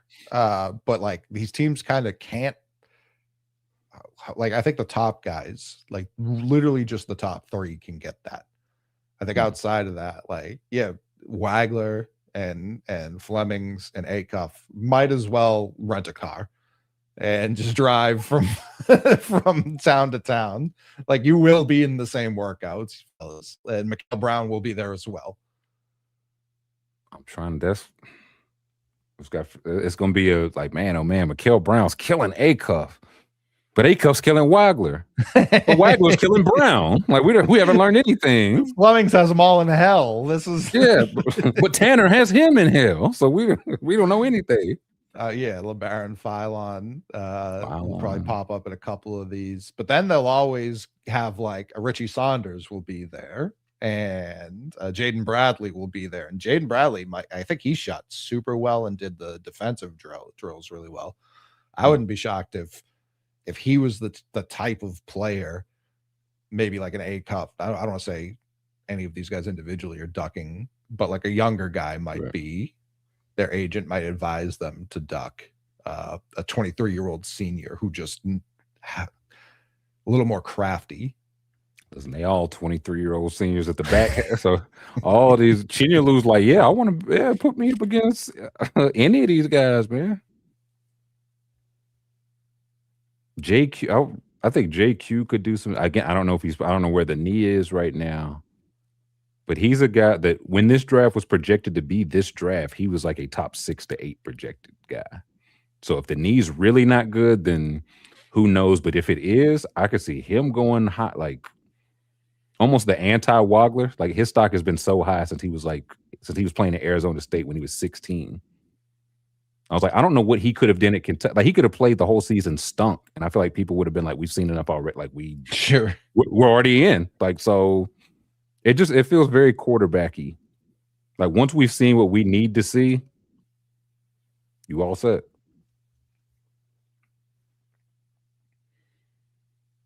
Yeah, I don't think they care about the age at all either. No, like the Yaxel of it all. No, with him, I think even less so, but I was 21. Yeah. Well, it's a thing when I know he was 20-year-old freshman. I think Brown was one or two of these guys. But it's like, I think that for the guards, if everybody's a 20-year-old guard, nobody's a 20-year-old guard. If everybody's a 6'1" guard, nobody's a 6'1" guard. It's funny. Brown at draft will be 20.2 years old. Burries will be 20.8. So that's not like 8 months. You know what I mean? That's probably 10 months. So there's a little bit of a gap there. And then LeBaron Philon, sophomore, 20.6, right in the middle, right in the middle of these two gentlemen. That's why, Boozer's a full year younger than Caleb Wilson. So that's where some of it's like, so for the physical stuff, it's like, okay, so Wilson, you're a year older and still 40 pounds light.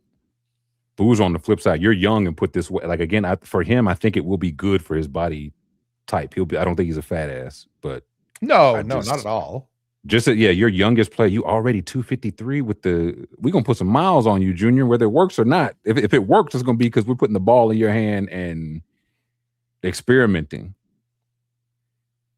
I think that's where over the course of the year, he'll naturally settle at like 240, but it's not a hefty 250. Like, he's a solid young man.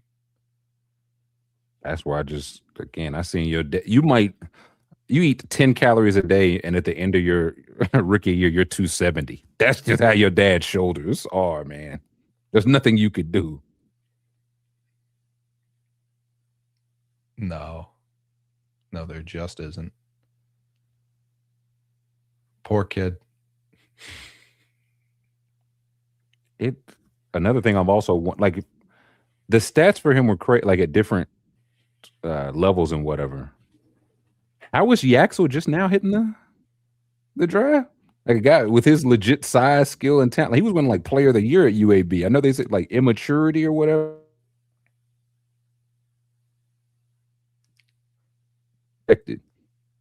Last year, I don't remember when he signed with Michigan. Maybe I was looking at it during the tournament. I can't remember, but he was like projected. It was like, I don't even, because I think last year the tournament was still going on. It might have been like middle of last year's tournament. Right. Yeah, that's right. That's Or tournament's still going on, I'll say, not middle. yeah, I remember talking about that. Yeah. But I feel like when we were looking at mocks then, he was in the first, but it was in like the mid to late 20s. Yep. So maybe he could, like, if he had just showed up at a lot of these workouts and just hounded other players, he could have jumped up into the teens. But I think he played it perfect based off of where he's projected to go now and the year he had at Michigan. Oh yeah, he's a legend there forever. He came into U. So he did 3 years junior college, came into UAB, 14 and 11, 18 and 11, then transferred to Michigan 15 and 7. But he won, I think, 2-time defensive player of the year. I guess I wonder the same for Amari Williams. Amari won 3 defensive player of the years at Drexel. It's like, not why didn't you go pro earlier? How did you not get poached? Like, how did Michigan just get you your senior year? How did Kentucky just get you your senior year? So it's like, you're 24, but you've been hooping consistently. As I look through it, he's played a full slate. I know he turned the ankle, but I don't think he missed any years to injury. That'd be a boost for me. Like, oh, he stayed because he missed a year to Achilles. He would have won his sophomore year. It's like, no, he's 24, but been playing the whole time. You talk about somebody I'd want to duck in a workout. He might have hell for everybody. The Bancer, come here, Junior. Come here, young man. Yeah, his only weaknesses are on Tankathon are draft age, rebounds, and 2 other types of rebounds.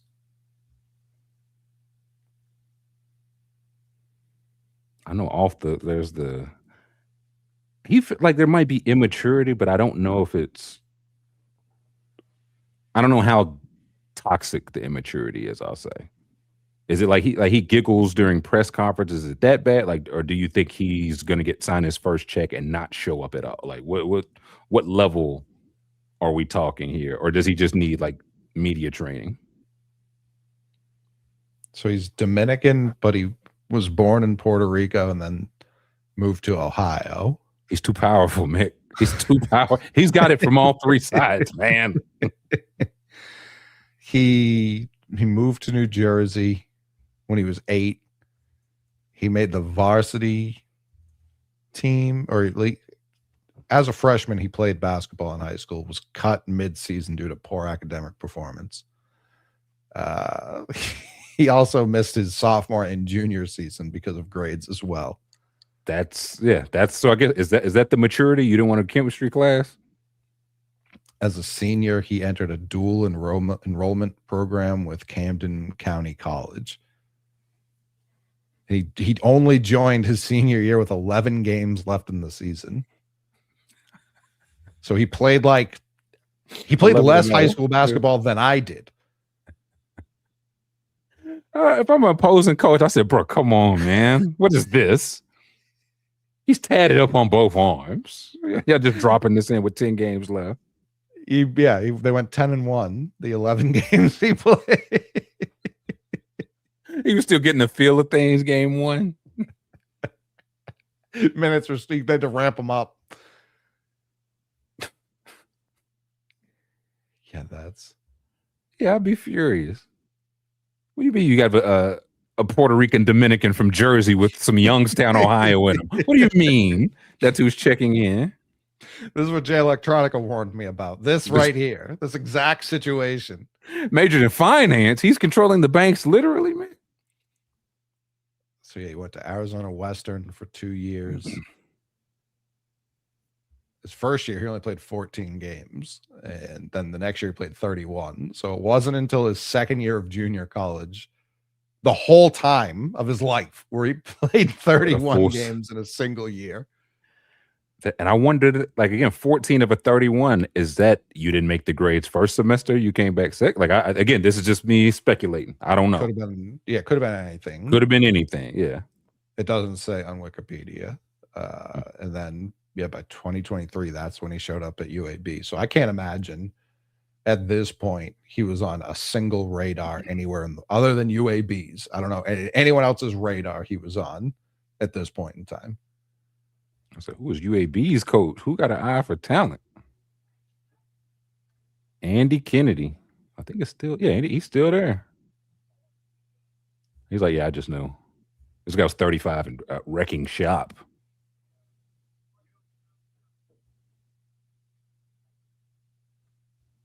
What are they? Oh, he a hooper, man. He 58 or not. They got him going. Warriors.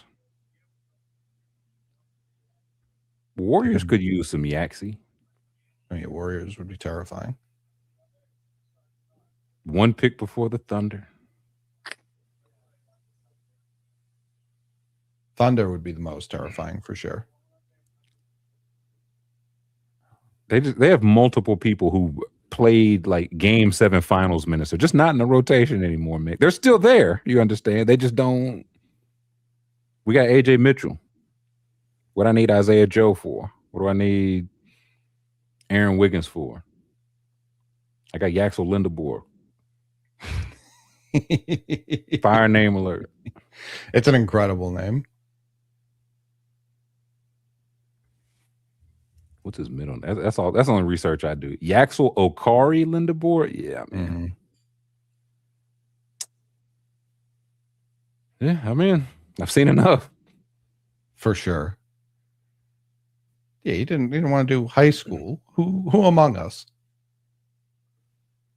Or this is what I say, Yaxel, be honest with me, man. Did you see this NIL business coming? Or it was like, I just need to be in college for as long as I possibly can. At the right time, I just need to be in college. At our Dominican meeting, we invented NIL. Mm-hmm. Myself, Mr. Electronica, the owners of Chase and Truist Bank, they were all there.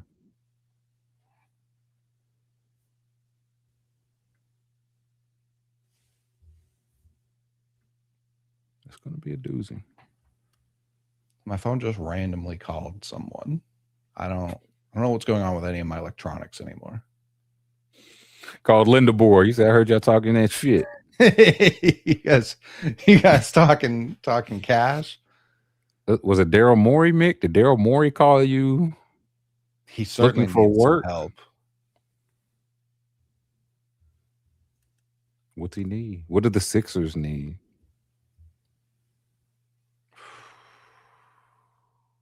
You know, it would help. Hmm?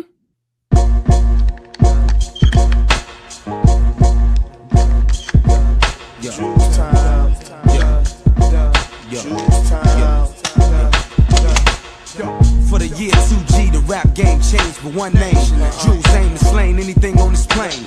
Remains are found when the best kept secret get heated. You went platinum with a ghostwriter, so in the game you won, you cheated. Daryl Morey out. Philadelphia 76ers after what their most successful postseason run in decades.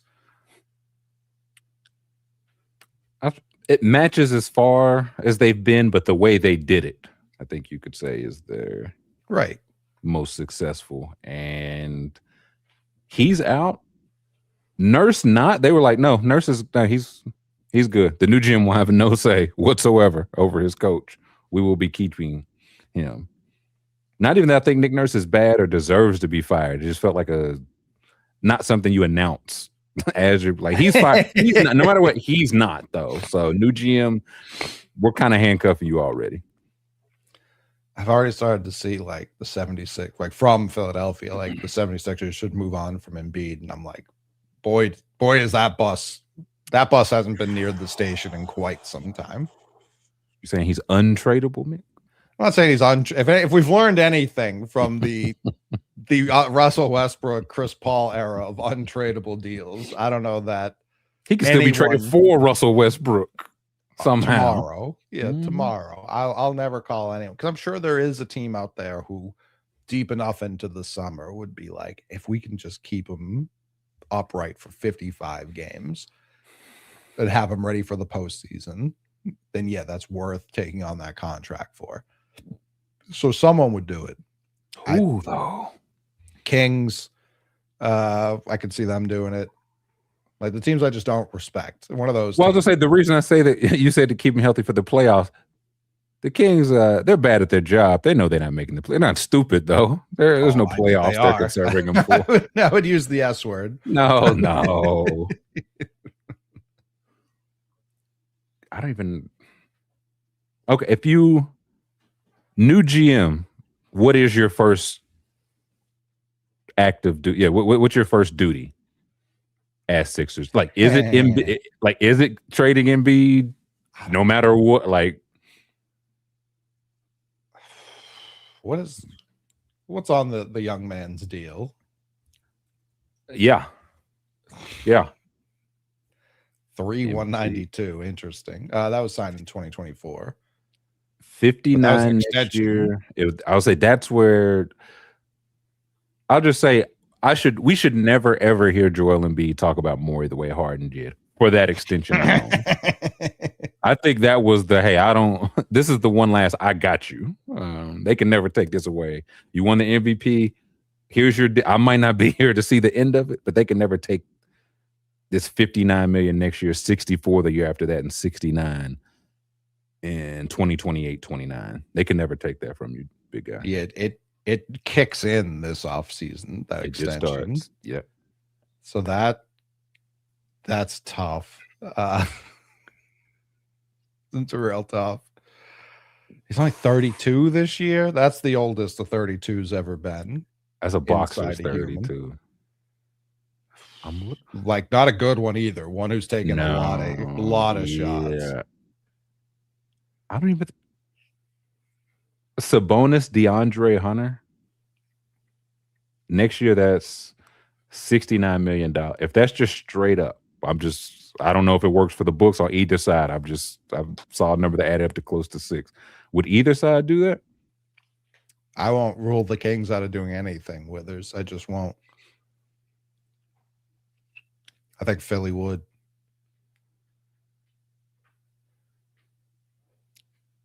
Levine player option.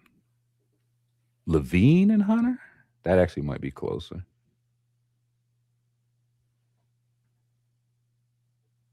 One year of Levine. DeAndre Hunter would be in his last year, or DeRozan. Both of them are going to their last year next year. Do you have $100 million of Sabonis, Embiid? Is that what I want? Yeah. Is that what I'm trying to do? Yeah. Oh my God, that's so much money. It's 36% of the cap. It's good because he's gonna play 36% of the game. If that. That's what was the rush to get this done? I'm telling you, in my mind, when he writes the book, Daryl Morey's like, I thought I was gonna be fired sooner than this. This was my one last thank you, big fella. Was that the Olympic summer? The year he signed it. Where did it say? I feel like this was one last 2024. So yeah, it would have been 2 months after that. I think this was the thanks for the ride, MVP into your Olympic gold, into this last deal. You can ride off into the sunset. I'm not gonna be there. But like, it has to be. All that makes sense. The owner has to approve of that. Who is it still? Fanatics, man? It's Josh Harris, right? Is that Fanatics guy? No. He might be. No, Fanatics guy sold his. So wink, wink, sold his, right? He's an American investor. Oh, a swell fella. Private equity. That's always good. From Chevy Chase, Maryland. Wow. The very same.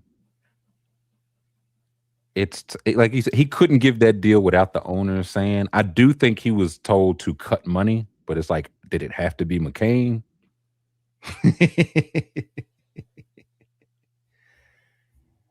If I'm the Sixers, I think my first active business, I might call it Nets for Embiid, honestly.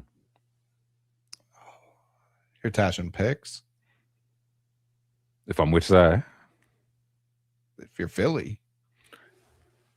Let me just call the Nets first. Let's just have a talk first. I got some new McCain picks. Y'all want a star to kick this off? We got an MVP. an Olympian, an American hero, and he wants to play for your Brooklyn A Nets. good father. And B's the back like, and like, hey, pipe him. Hey. He wants to be there. I don't know if they do. I don't know if Sean Marks deserves much benefit of the doubt. I'd call. He might tell me no, but I'm calling him King. Sure. Yeah, no, for sure. I don't disagree with Bulls. that. You need a Yeah, the superstar Bulls- to kick it off. I mean, the Rockets, New guy. And B for KD. the Pelicans. Zion for Embiid. Yeah.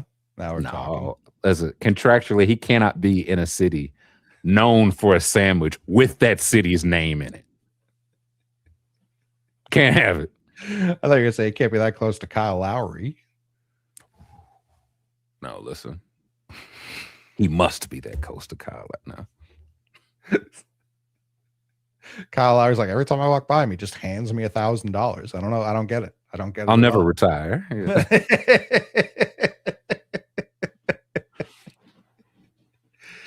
Yeah, the Pelicans. He will be a can. That kind of, I'll be like, yeah, just give us give us DeJounte Murray, Jordan Poole, and whatever adds up on what do y'all have to add up to Zion. 60 million? Yeah, Zion Williamson. What's the I was gonna say I think their contracts run the same amount of time, but Zion's if It's like his 30%. BMI is over 30, yeah, you get to opt out. No check this week, Bigums. No. Zion for Embiid in that uniform is so nasty. Correct. I mean, look, they were was it some years? I never heard much about it. So the Suns had the great training staff. Then they went to the Pelicans. Then I didn't hear about them anymore. Or were they? No, because the Pelicans were like, you'll also be working on the Saints, and if LSU, building parade Tulane. floats, yeah, you'll be doing it all. You putting to work. You know that tape of defensive tackle's ankle? No, get to it. Hop to it. That's the they're too busy fixing racism in Louisiana per Lane Kiffin. Yeah, that's all fixed. Yeah, only in New Orleans. The rest of the country got to figure it out still, but New Orleans fixed. Not Baton Rouge. Like New Orleans, they still got their issues, but Fair. Baton Rouge, we're Fair. all set. Embiid for Zion. You know what's the most horrifying? Thunder. Horrifying for who? Us, humanity, the rest of the world, because they're like, we don't want you to play. You'll never qualify for an award again outside of Western Conference MVP and Finals MVP.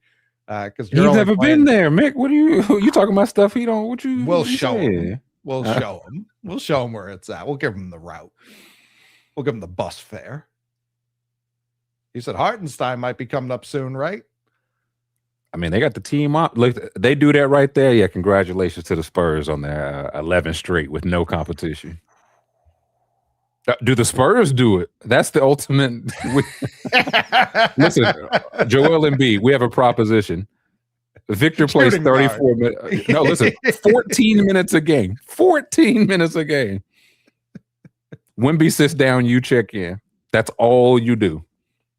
That's all you. In the games he doesn't play, you don't play either. So this is not heavens no. That's you Cornette ramp time. up to 36. So both y'all's ankles hurt. Underrated LeBron meme, him seeing Kawhi check back in. That's Neemias Queta when Wemby checks out. Cornette's still the third center. He don't even get off the bench anymore. Oh, he plays the whole fourth quarter after they're up 73 points. Yeah, no, one of these teams. I mean, he's probably going to be a Warrior. The more we're talking this out, he's probably a Golden State Warrior. They're kind of idiots. Like we've been talking about the dumb teams. The Warriors are one of the dumb teams. Draymond's like, yeah, he's a guy I respect. I'm trying to like you need it like at least one crazy salary to send back, or like three $20 million salaries. But I mean, off season, I guess maybe it's a little more flexibility. 58 million, Lord. The 6th highest paid player in the league next year. Oh, actually, no, Jimmy Butler. There's your salary right there. Oh yeah, that's Jimmy right. back home, actually. That's right, Oh, Withers. We've hold on. now we've got the ticket. Well, I was like, I don't know if they could do it because Embiid makes like $2 million more, but Philly's under the cap. They traded Jared McCain. I see your vision now, Daryl. Embiid. Would anybody have to throw in picks since Butler's coming off ACL and Embiid's healthy? Does anybody have to throw in picks? This trade currently. Oh, so the Warriors are over by $1 million. Can they? Guy Santos or something? They're a second apron team. Oh, because okay. Although, hold on, this might be. I might have because this says Kristaps still. So let me reset to yeah. That was for this year. Duh. Of course. Now it should work. I'll say after Porzingis come back on that 2 for 25. One of you guys is bound to be healthy. Like I've got some bad news. This better not work. Oh yeah. Oh, wait. What's the? I have 11. Oh, okay. Yeah. Wow. So does any pick? Yeah. Does any pick need to go anywhere? No, I think both teams should be fined for doing this. I think they should both just lose picks. How you said Embiid is what 32? That's what it's saying. How old is Butler? 35? 4? I think he's a little older than that. I think he's like 36. He turns 37 this September. Yeah, he'll do that. And Embiid, like, has he had his? He's already turned 32 for the year. A 5-year difference.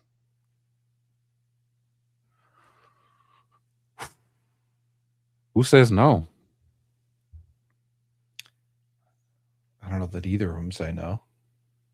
Let's see, so Embiid's runs 3 more. What's Jimmy's? Because he just signed. It's got to be at least 1 year shorter. Ooh, okay. Jimmy's next year is expiring. Mm-hmm. And so yeah, if I'm Philly, I'm like, yeah, yeah. Take your time with that knee, big dog, and. If you're Golden State, I can't think of less ethical ball. No. Than Draymond Green and Embiid. No. Draymond Green would hate Joel Embiid. Yeah. Well, and I think Joel Embiid would hate Draymond Green. I'm for this now. I think he's a player option. Draymond does, yes. Yeah, Draymond. So he might not be involved at all. That's another 27 the Warriors save. I'll say, listen, he'll be a Laker. He and LeBron signing that whatever deal. They'll be together for sure.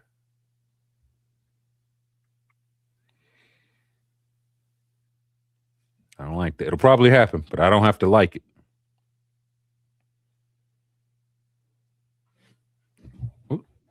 What do those Lakers do? I don't know why it's just not working right now. If you're what's the biggest number you could go for? Because they got to figure out Reeves, LeBron, and Rui. I could see all 3 return. I mean, if I'm the Lakers, I'm trying to keep all 3. But what's the walk away number for Reeves? I'll say per year. What's his max? Oh boy, it's going to disgust you. Yeah, let's see. Austin Reeves maximum contract. He could command up to with a different team 4 for 179. If he stays with the Lakers, 5 for 241. That's 48 million per for our math heads. So you said 179 everywhere else? Yes. So if I'm the Lakers, so like it's 45. Yeah, it's like 45. It's that. Just that exact just that 4 for yeah, because 180 basically. Someone will offer him that. I have no doubts. So it's like, if you want to stay here, we'll give you your max elsewhere. We're not paying extra. Can they afford to lose him? I think so, yeah. How do you replace him? I think it's not a max, but if he says, yeah, I don't know, 4 for one. Honestly, I think they have to sign him even if they trade him immediately. I don't think they can lose him for nothing. That's where it's like, oh, y'all don't have enough assets to be losing anything for nothing. They still have the number one asset, which is just being the Los Angeles Lakers. So that's where it's like, they had that for the years we talked about before LeBron when they was asked. But they also had Kobe making $60 million a year or whatever the fuck it was and eating up 80% of the cap or whatever it was. So that it should have went to Smush Parker. It should have went to literally anyone else. And then they also had like LeVar Ball dictating who they drafted. Like they were doing a lot of insane things during that stretch of time. But now it's like, all right, yeah, we've picked the Luke. We've been handed the Luka path. Pretty good path to be handed. I don't know that we have to be stuck or beholden to this being Luka and Reeves. That's where I think they're stuck. I almost think just having the space is better than overpaying. Now, I'm not saying don't try and re-sign him, but if it's going to be something that completely hamstrings you to the point where you can't improve on top of that, yeah, I would rather him walk for nothing. If another team's willing to give him that, I think the reason I would sign him to whatever is because I think I'll be able to trade. Like, I agree. If it's going to be Luka and Reeves for like 90 million, yeah, you're capping your team already. That's why I'd sign him looking to it would have been adventurous, but they probably should have traded him like this All-Star break. For sure. If they were really moving. I think it should have been last year. Because this year I think less teams wanted him because they knew he had to be paid. He was going to. I'm trying because he's coming off like what 12 million a year. I'd definitely look for a sign and trade because with their like, what do you pay? What's your walkaway number for Rui? Who's just unrestricted? Like he and Reed, they can both tell you to fuck yourself and go elsewhere. So what do you offer Rui? I think I'd rather have Rui than Reeves. I don't think that's crazy, but again, and I think even if we immediately move one or somebody, I think we need them both. But if I'm Rui, I'm at like I think PJ got 4 for 90. I think it starts there. Yeah. That's why I asked for 4 for 120. Let's get rid of free inflation. I was going to say I'd rather pay Rui 30 than Reeves a number that begins with a 4. I agree with that. So that's where it's like, yeah, my walkaway number for Rui's probably like if someone wants to give him 40, I don't even know if that's legal. I was gonna say I think he's maybe they came to the league same year, but first round pick versus second round pick. Rui's maximum.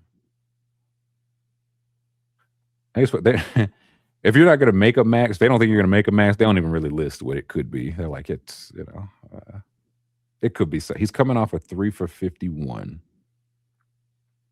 But what is his? I would imagine similar to Reeves. Like if somebody, wants to give him 40 million, go right ahead. But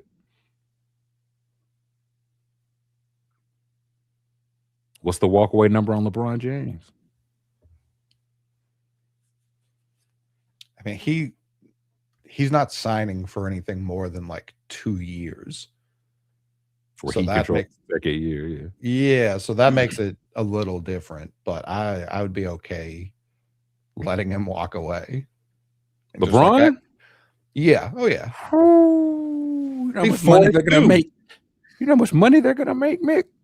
Think business. Hey, I hope they do. As someone who likes it when the Lakers get swept out of the second round, they should run it back entirely. I'm trying to be objective in like my actual my team building here, and I don't know that bring back Reeves and LeBron is like the best path forward for them.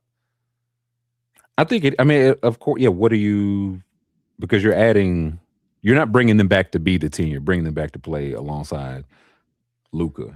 Right. In theory, they've also got Kennard. I mean, they'll have some. Kennard's 11 off. Kleber's 11 off. DeAndre Ayton, 8 million player option. We'll see. Marcus Smart, 5 million player option. That one I don't know about. And then everybody else is young. I think they would pay LeBron James $70 million because if he does retirement tour, they're like, that's way too low. Sure. And you won't see me pick them to make it past the second round again. They're fine with that. So for unrestricted LeBron, previous AAV 50, my walking away number is much lower than that.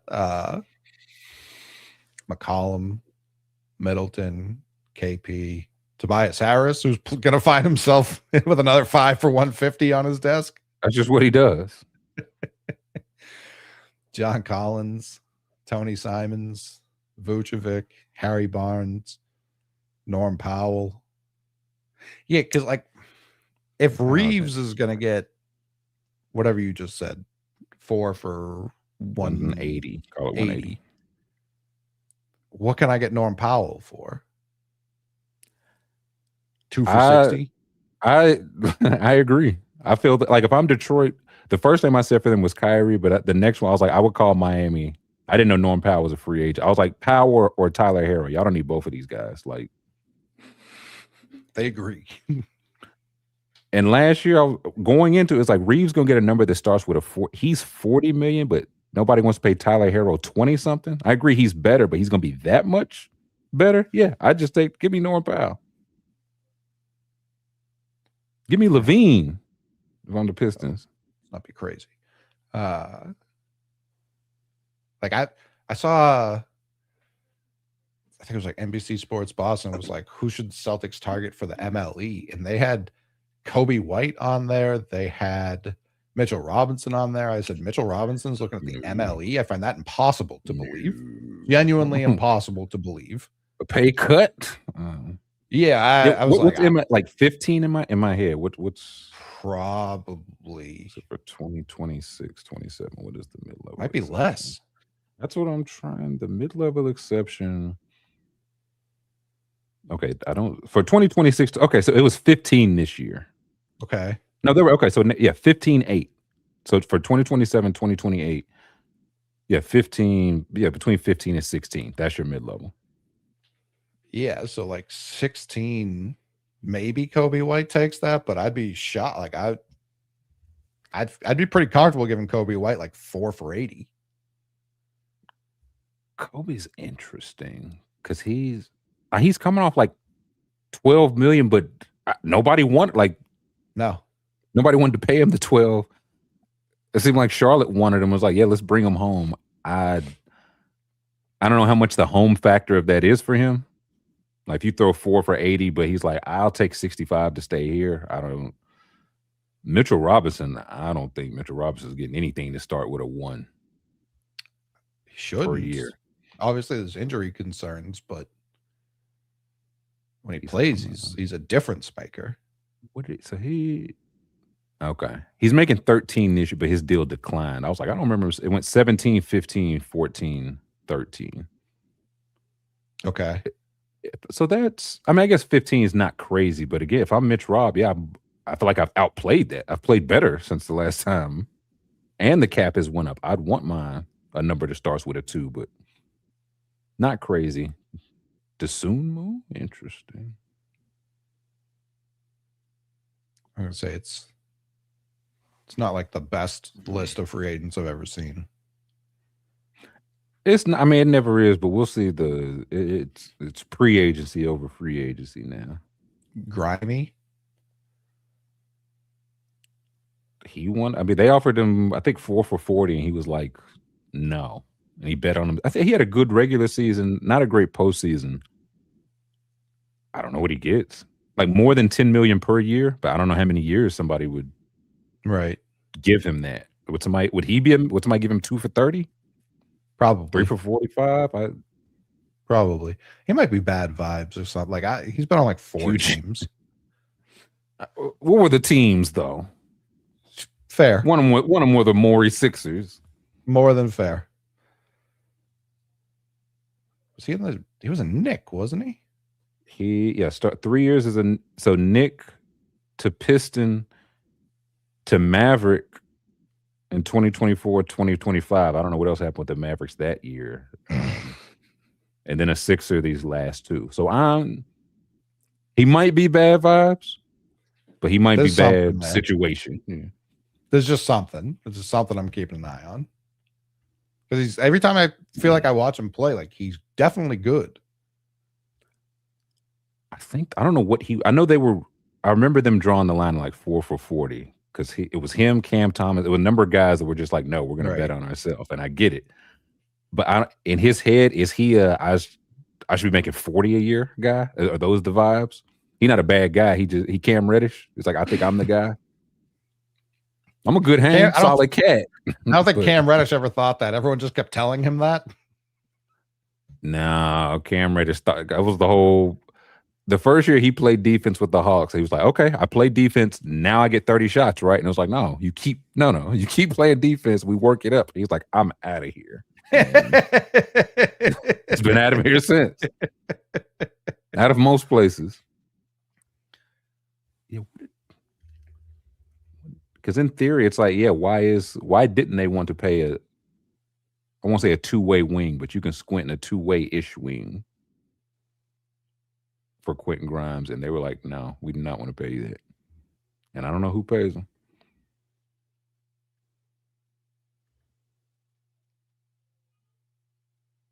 Lukey Kennard. I don't know what Dosunmu gets. He'll get a nice raise, but I don't know what is that mid-level? Does he go from 7 to 15? Might be like whatever. Is that too low? Half mid-level is 7? Yeah, I think he might not move. No, I need a raise. I need a number to start with. That's what he wants. You don't think Minnesota would give him that after?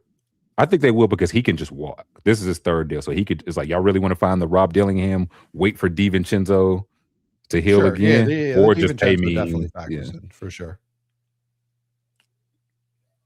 Get a nice rate. I think restricted is going to be interesting because I'd have no idea what Jalen Duren gets now. He's having a terrible playoffs. Like terrible. I don't even think Benny Matz is terrible, but all the Pacers do. So I don't know what he gets. If Duren got hurt like the last game of the regular season, I think he gets a max. And now I think they're like 4 for 62. What do you say? Mark Williams. They traded some stuff for him. I think that's going to be that's my prediction for the contract. We're like, Mark Williams is the 8th highest paid center in the league. Okay. Or that it's going to be him or Kessler. Listen, these are 2 cornerbacks, man. I need you to get paid first so I could get paid. So neither gets paid. In the NBA, honestly, I don't know what Tari Eason gets paid, dude. Peyton Watson about to get big bucks. Mm-hmm. I throw some bread at Jamal Shead. I couldn't agree more. Pat Spencer. It's dire. I read Trevor Keels as Travis Kelce. I was like, okay, all right. Can mean anything. So, Big Alex. These are. Yeah, it's a couple at the top, but Yeah, that's it. What's the yeah, other Durant's type? interesting. Mathurin, I don't Player know. option. These player options. Harden will be a free agent. Oh yeah, He'll get a new Levine will not. contract. No. Trae Young will not. Nah, Wiggins, I don't know. man. I keep seeing the Miami Heat platter of dog shit trade package that gets floated around. Sure. And Wiggins is on there. Like, I don't know. Like, Wiggins would pretty comfortably to me be, if he opted out, make sure I'm not forgetting someone, but like just the best free agent. Yeah. Yeah, he's the best free. He would be the best free. Like LeBron's LeBron, obviously, but if like 30, he's 31, yeah. Now that's again, this is why you always wait and see, like a year before. Oh yeah, he'll definitely pick up that player option. Maybe not. I don't know if he gets 27 again, but would somebody give him 25 a year in this market? Probably. Right. Like 4 for 100. Yeah. Or like even 3 for 90, so he can hit again at 34. Actually, yeah. As we look at it, yeah, Austin Reeves is getting 40 million a year. Sure. Which is, but yeah. like I don't have to be the team that does it. Oh yeah, it wouldn't be on my account, but like honestly, Ayton, people remember Ayton, but as we look at this class, if DeAndre Ayton turned down 8 million, could he get 8 million again? Probably, yeah. I think he could. I think someone could find 8 for him. D'Angelo Russell, I ain't heard that name in years, man. No. Bradley Beal, I haven't heard that name in years, man. Alvarado, interesting. That's a guy, like, genuinely the NBA should kind of just like, even if they're like, all right, the Knicks get to carry 17 players, but like Alvarado's just Nick now. It doesn't affect your cap. Like he's just here. He already in the Knicks commercial. I was like, oh yeah, they love him. He in the commercial with Cat Brunson and John Starks. He's been there like 2 weeks. He's in there. He's very New York Nicky. It fits. The opposite vibes of Quentin Grimes. Yeah. It's the best vibes.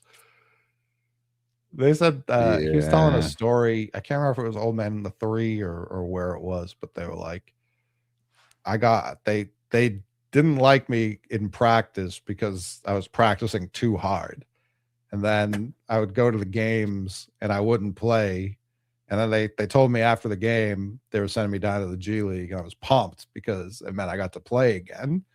And he said I was down there for 12 hours and the GM called me and they were like, hey man, the locker room is just dead without you here. Like just absolute dyers. Because New Orleans, you know what I mean? Like right. Alvarado's not around. Like, yeah, I bet it was a funeral home in there.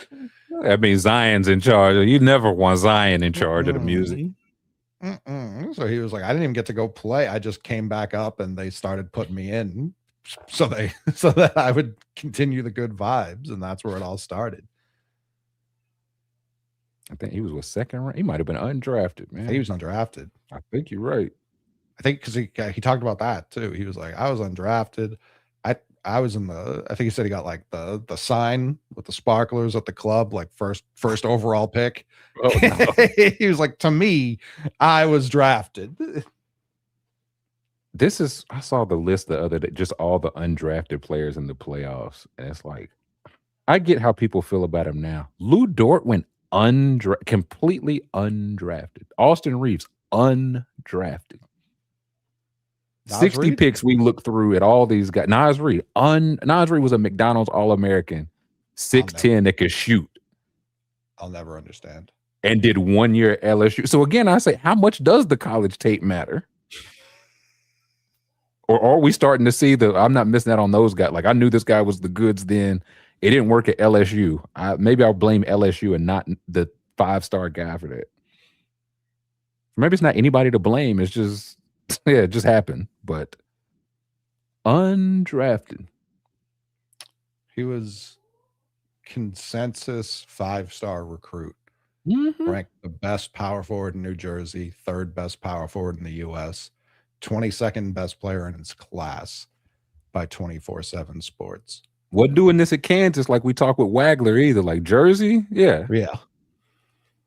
Yeah. So I'll never understand what happened there. Like, you can't take the 58th pick. I don't get it, man.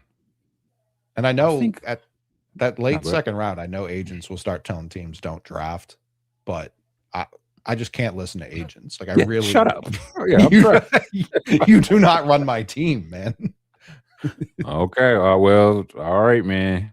It's gonna really cook your goose. We won't let Kobe White sign with your team later for 5 years, $50 million a year, or I won't do you any favors. I'm looking. I knew he wasn't like,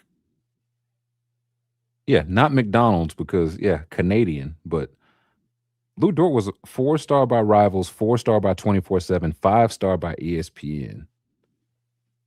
He was the BioSteel all Canadian game MVP 2 straight years. Doesn't have the same ring to it as McDonald's. No, they do need a new sponsor. But well, let me see. Okay, I'm gonna have to look at this in a minute. He won that 17 and 18. That's before he gets to college. So he won that MVP back to back. In my head, that's like McDonald's All-American game, MVP back to back. Gets to Arizona State, 34 games, 16, 4 and 2, shoots 41%, 31% from 3. Like, I get that. The one bad year. Undrafted. Then is in 36 games played his rookie year to 52, 51, 74, 79, 71. Champion, all defense. Was all defense in college. Was freshman of the year for the Pac-12. Was all freshman team for the Pac-12. Undrafted. Had to have been hell in pre-draft workouts. Are you kidding me, mate? Are you kidding me? I'm looking. So for the game MVPs, they've only started giving them since 2015 for that Canadian game. The first one was Jamal Murray, so pretty good. Okay. Next, Javon Blair, who looks like he played 4 years at Georgetown, went undrafted. Dort. Then COVID. Get shaky after that. Toby Fournier won it 3 times. Where's this Toby? Oh, she plays with Duke. So so the ladies are hooping on that side. They tend to. Undrafted, man. So when we look up, and I don't even know who this year goes undrafted. AJ Mitchell was the 35th pick? No, I think he's in the 20s, wasn't he? AJ Mitchell was second rounder. 38th. Oh, wow. Who am I thinking of? I don't know. Yeah, I don't know either. He was played 3 years in college. 2-time first team All Big West, 1-time second team. Player of the year last year. And he was picked 38. The way he played, I was like, I don't know if there's 38 better players than him right now. I'm kind of kidding. I'm kind of not, man. They ain't have shit for him in the second round. He went behind Furphy. He did go behind JF. And Shireman. Yikes. Now, I think I saw his deal was like $3 million for 3 years that hasn't started yet. So it's like awesome. It kicks in next year's like the first year. He'll make like a whopping 3.2, and I think it decreases. I say, Adam Silver, you're sitting on your hands here. No, it did start this season, but it is descending. It is it's 2.8 and then 2.8 team option. I wonder what happened. He probably never plays under that. They probably re-sign him by then. Well, it's one of I think in those situations, like if you turn it down, they're restricted, so you can. But if you play it out, you get the year of saving, but they're unrestricted. I may have that backwards. Either way, possible. Yeah, I don't think he wouldn't be restricted if he played that on that. Yeah. It's people's like, would they put him and a pick and whatever and their picks to move up? It's like if they trade a player, I don't think it's him. partially for the player, No. partially for the contract. Yeah, I don't know why you'd be trying to rid yourself of this. I saw he was signed originally to a 2-way contract. And they said Daigneault saw him practice for like a week and was like, "Oh, he's starting on our roster." Like there's no doubt about it. There's nothing. He signed a 2-way contract and has never played in the G League because Daigneault was like, "Nope, your shit smokes right now." And he didn't even play last year. It's like we still don't know how good this guy is/could be is gonna be. And they got him 38 from the Knicks. That's the. Was that part of He's traded like on bigger draft trade? No, Oso Iguodala. Iguodala, yep. Cash. And then July 6th signed a 2-way. February 6th converted. Him and Ozzy Albies need to be in a group chat right now. Albie's letting him hold some cash. He's like, I know, we'll make it through. Hey Jay, man, I picked up your dinner, man. Don't mention it. Yeah, I'm just in between. 6th. I'm in between gigs right now. So July 6th, 2025, signed a multi-year deal. Coming off of 36 games. Did he play in the playoffs at all last year? Very few. Yeah, only garbage time. Mm-hmm. See, they were keeping him very under secret. And yeah, he just where's the there we go. Yeah, first round against the Suns, 15-5-4. Second round against the Lakers, 22-3-6. He's averaging 18 through 8 games, started 6 of them. 30 minutes a night. Jalen Williams, you will enjoy Brooklyn. It's a good city. There's plenty to do. Listen, they don't even have to think about that right now. That's like next year's problem. They might, man, because them boys in San Antonio is coming right now. That's where they might have to, but I don't know what I just know everything for the Thunder. People are like, they're gonna have to break it up. It's like, I think they're at least like 3 years before they have to do anything. And even the half is if the owner is like, let's not do the second apron. Right. If they're willing to do that, then yeah, it's the AJ Mitchell max in 4 years won't affect them at all.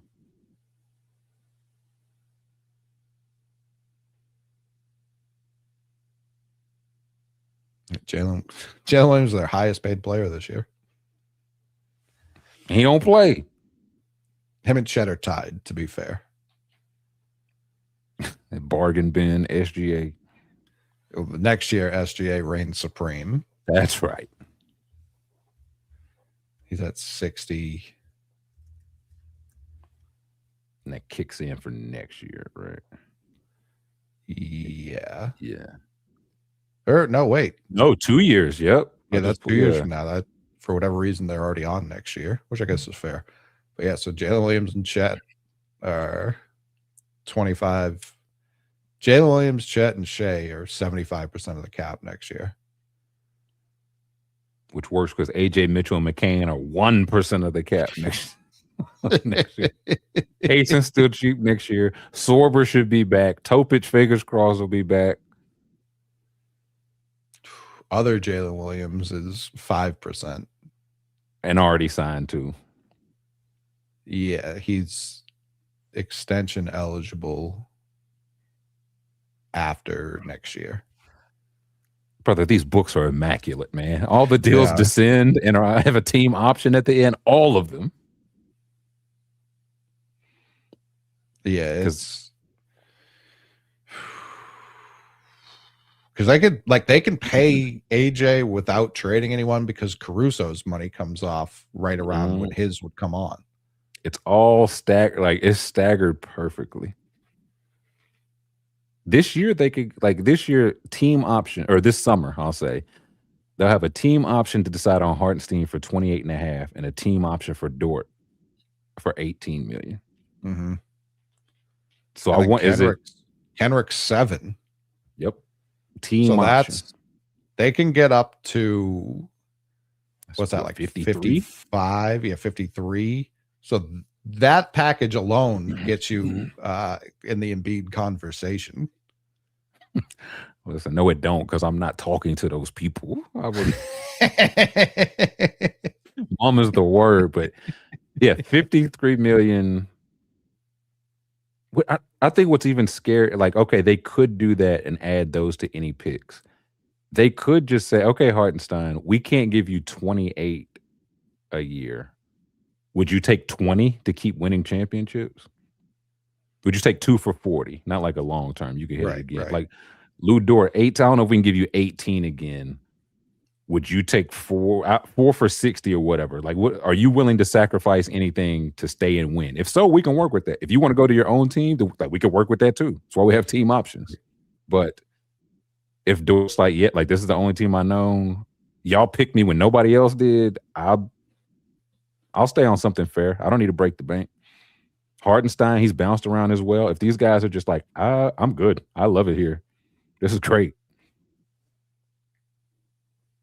It's how I would be viewing it. It's interesting because it's like, okay, both you guys have already got at least one big bag. You've won at least one ring. You might be looking at 2, you might not, but it's like, okay, like let's be honest. What if you want 30 points a game and the max money? Okay, we can get you there, but it's not here. If you're willing to stay here and play your role, let's win till we don't, man. Let's win all this shit till we don't.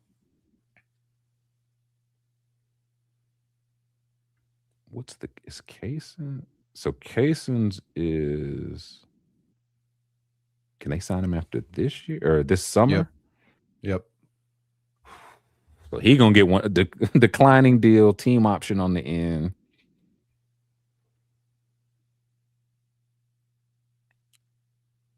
They also have I saw this. If this is the year they want to move up, they've got what, 14 and 22 in this draft? No, 12 and 17, excuse me. It's like what's the highest they could get if they just wanted to move 12, 17 and like Wiggins, who just doesn't even play anymore. Not that you get to like the top 2, but if they're just like, no, we like Mara's exactly who we want. Yeah. They're like, we'll do that to jump up to 7 and overdraft Mara or 5 or whatever. I was gonna say they could, like Jalen Williams, they could attach 1 pick to and get a whole big lot. Jalen Williams. Yeah. Shiesty. Disbelief, Jalen Williams. Awe-stricken Jalen Williams can, that's a tasty little morsel for a lot of teams out there. And if they just decided, like we were talking about regular Jalen Williams before, if they just decided like, no, we're just gonna have AJ replace Kaysen. I'm not saying they should do this. Like they can get to like 2. That's I saw it was like, could they get up to somebody had got, they're like, yeah, what's the highest they could get with like 17, 12 and Wiggins? And it was like 8 or 9. I was like, if I'm the Hawks, I'd listen to that. Go from 8 to 12, 17 and pick up Wiggins. That gives me 1 extra pick to send with Corey Kispert somewhere. And then, if they get into Wallace, because, they can negotiate the deal, but next year he's $7 million. So if he's part of the trade up, if, again, Sorber, I think, was end of lottery last year, and his was just ACL, I believe. McCain, of course. And then, I don't know. It's just very... Trade Shea? Yeah. I get Gretzky. We've got some precedent. Like, we want you to have your own team. He's like, I've got one right here. No. Yes, you in Sacramento. This is AJ Mitchell's team, my boy. Okay. With all this, and as we look at it, would you rather be them or the Spurs for we'll call it 10?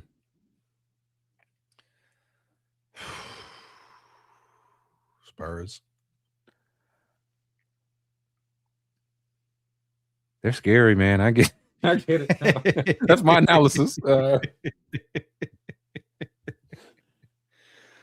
want to see immaculate books? They don't even have any players. That's how immaculate these books are. Victor's convinced the boys to work for free. Giving back. He's extension eligible. I wonder if the Spurs play it out a little. I take it to restricted, man. You got to show me something.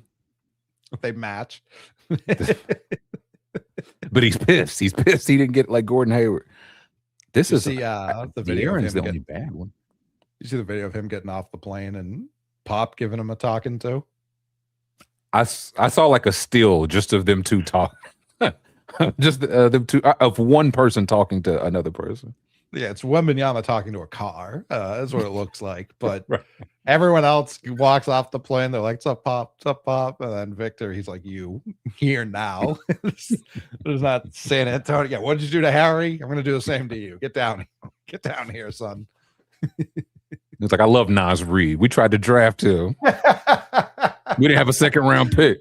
You don't touch it. What are you doing, man? That's Carl.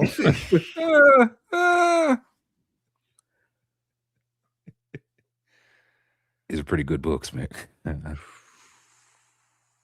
Again, I know De'Aaron, he's not playing well. I do have to say that, but if that's your bad deal, one you already signed, it's already started, so he's expensive while everybody else is cheap. Right. Vassell's on. I mean, at the time the Vassell deal was signed, it was definitely some sticker shock, but he's played well. Keldon 17 for the sixth man of the year. That feels decent. Wemby and Harper, they're all right. I asked this: where does Dylan Harper, the prospect, go in this draft? If one and done Dylan Harper, just transport everything he did last year, you just drop him into this draft. Where does Dylan Harper go? I think is as high as 1, as low as 4. I think it's probably 2 again, but I could see again, me college ball watcher, I would go Harper over Peterson, but I've never seen this mythical high school Peterson tape. And I'm trying not to be too like of the moment, because I really like Dylan Harper coming. I was like, sure. That might just be SGA again. It might be. He's big hooping in these playoffs. Castle, noted hooper. So yeah, this team eventually will get expensive. I'm sure of it. But for the next 3, they're in a pretty good spot. This is where people really hate Wemby. Wemby takes the first. For his first rookie max, he takes like 4 for 60. He's like, I'm good. These are all the funds I need to live a sufficient level. He's like, Austin, it's not that expensive. You'd be surprised. Yeah, when you start hitting on Carter Bryant's of the world, and that's Keldon, exactly the one I was going to say. He's not this person. He looks like OG Anunoby to me, Mick. Okay. Defensively, just like he's not as big, all that, but just in terms of like, this is a really big body that can kind of guard across, like I was gonna say the court everywhere. Mm-hmm. He's big enough to pressure your guard, big enough to stay on the wing. You don't want him guarding your center, but if he ends up matched up there for a possession or two, you live with it. Again, not as big, not as strong as Anunoby, but I just look at him as like, that's just a tank for guys like 19 and moving like that. Yeah, it's pretty horrifying because he was like the 16th pick, 15th pick, something like that? No, it was like 11th. It was a little higher, but it wasn't as high. He's the one I'll give him. The Spurs draft so well. Yeah, they got Wemby 1, Harper 2. They're really digging in the trenches. 14th. No, 14th. Yeah. So last pick. That last lottery pick. Yep. A DeJounte Murray pick. Yeah, that's been going around a lot. Spurs fans get mad when you bring up Wemby.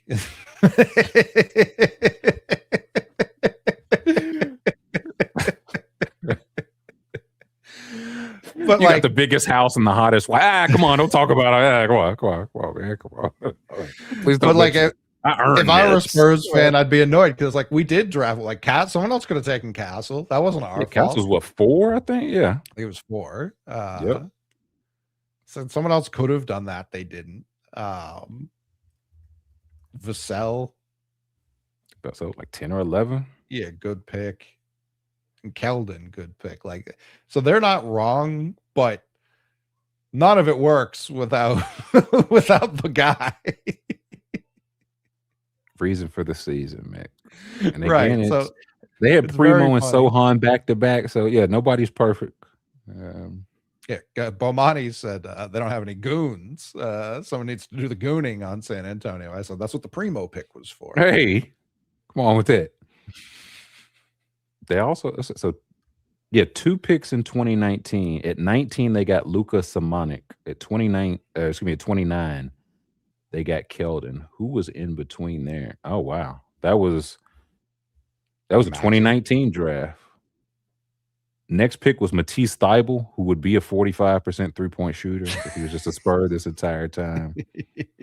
The next pick was Brandon Clark's big RIP. Yeah, we were gonna get to it, but massive Brandon rest in Clark. peace.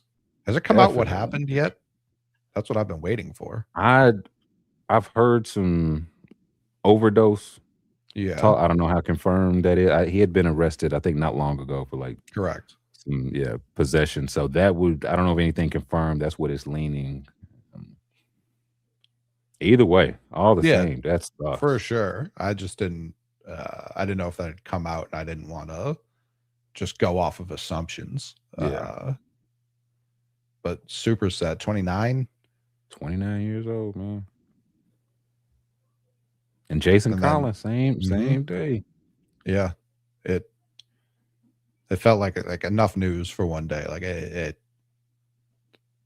just at that point I was waiting because everything comes in threes. I was like, well, what's next?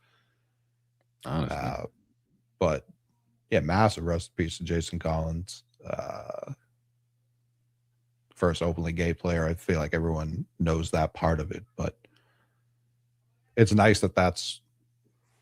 I can't say we've moved past from it because it's not like there's been anyone else who's been Right. open, but for something that felt like such a massive deal at the time, I don't know. And was.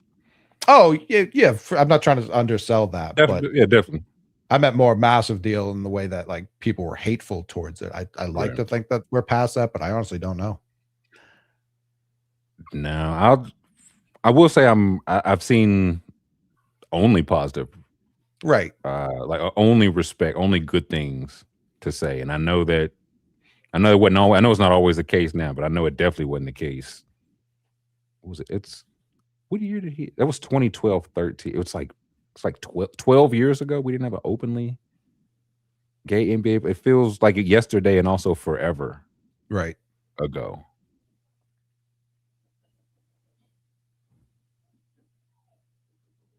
RIP.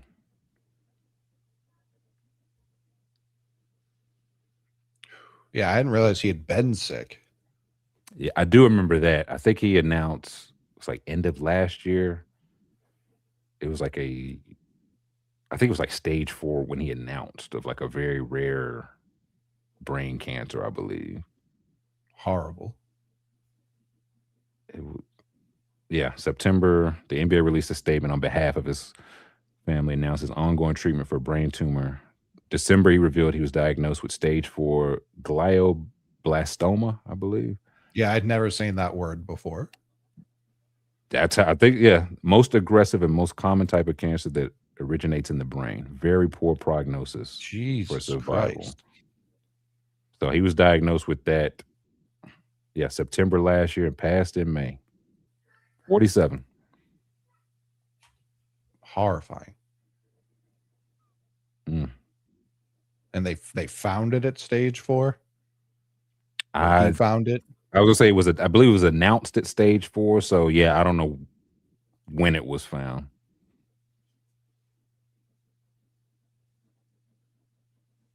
Very sad. Both. Indeed. 20. Who went right at? Well, Maxi's not in this, is he? Let's see. This is so Brandon Clark was 21. Grant Williams was 22. Actually, Grant Williams feels like a spur. Darius Basley, 23. Ty Jerome, Nas Little, Dylan Windler, Kabengele, Jordan Poole, and then Keldon Johnson.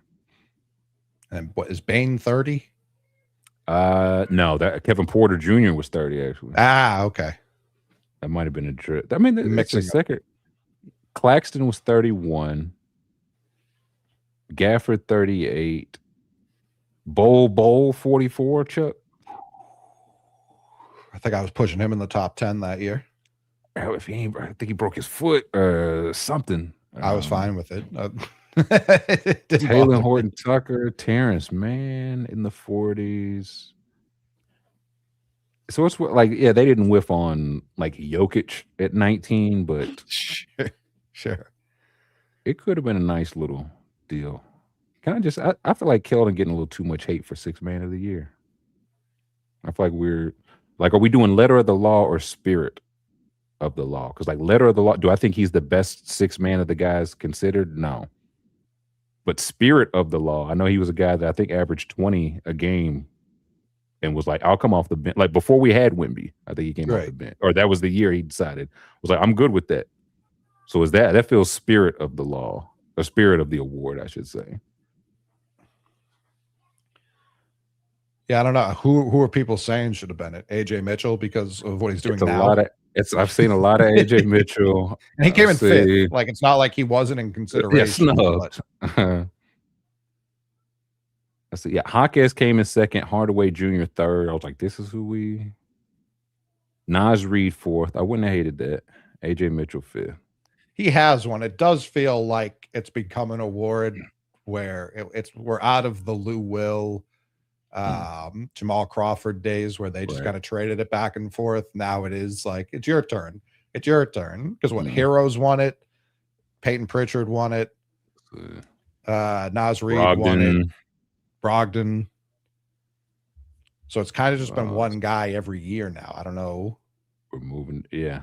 Lou Will was the last. Yeah, Lou Will 2018-19. That was the third of his. Since then, it's been Harrell, Clarkson, Montrezl Harrell, Clarkson, Tyler Herro, Brogdon, Reed, Pritchard, Keldon. Yeah, so if you're upset, stay in line. It'll be your turn soon. That's what I was like, is this I think we're getting closer to it. Like if Mitchell Robinson won it, I would have had no issue with Mitchell Robinson winning it. Or Beef Stew or one of these like you don't have to be a guard to come off the bench and score 20 to win six man. I think you do. I think we're getting closer, man. We're getting closer.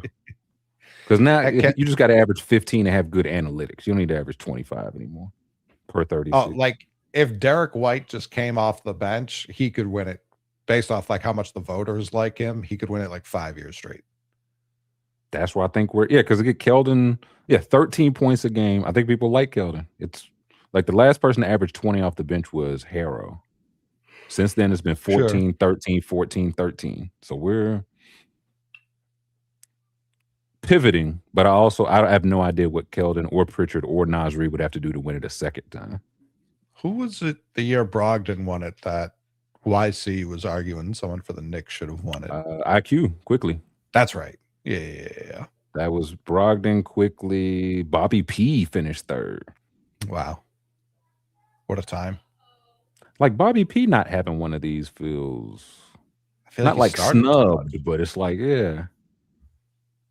not in Milwaukee though. No, not there.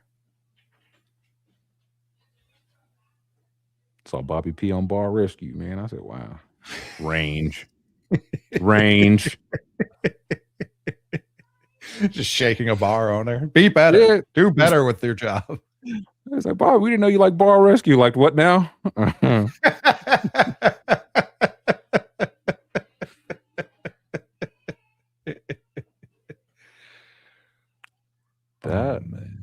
I'm just most improved that year.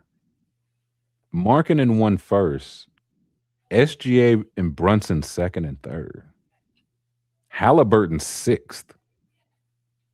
Made them improve more. Well, listen, I say that to say I'm finding whoever finished sixth in most improved. Like who didn't win it, who improved a lot, but not enough. That's why I'm like, it might just be a future all NBA point guard there. Jalen Brunson, not a first round pick. Nope.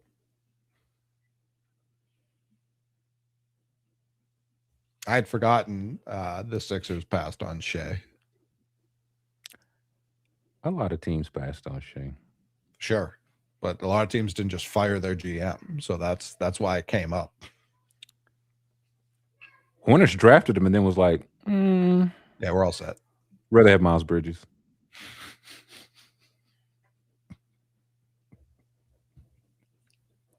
That's same draft for Shea, Luka, and Brunson. And Trey, if we're just talking the guards. I saw someone was again in the aftermath of the firing posting the Sixers having the one pick back-to-back years of taking Simmons and Fultz. And someone on top of that and was like, they were the right pick at the time. And I don't push back on Ben Simmons. Like, he was widely regarded as generational first overall pick man. Like that, they would have been panned if they did not take Ben Simmons. Correct. Whether or not it worked out long term, they would have gotten hell at the time. Right. Yeah. Fultz, I also don't have any pushback with. The pushback I do present as evidence is they didn't win that lottery. They had the third pick. They traded up to one, which I think was trying a little bit too much.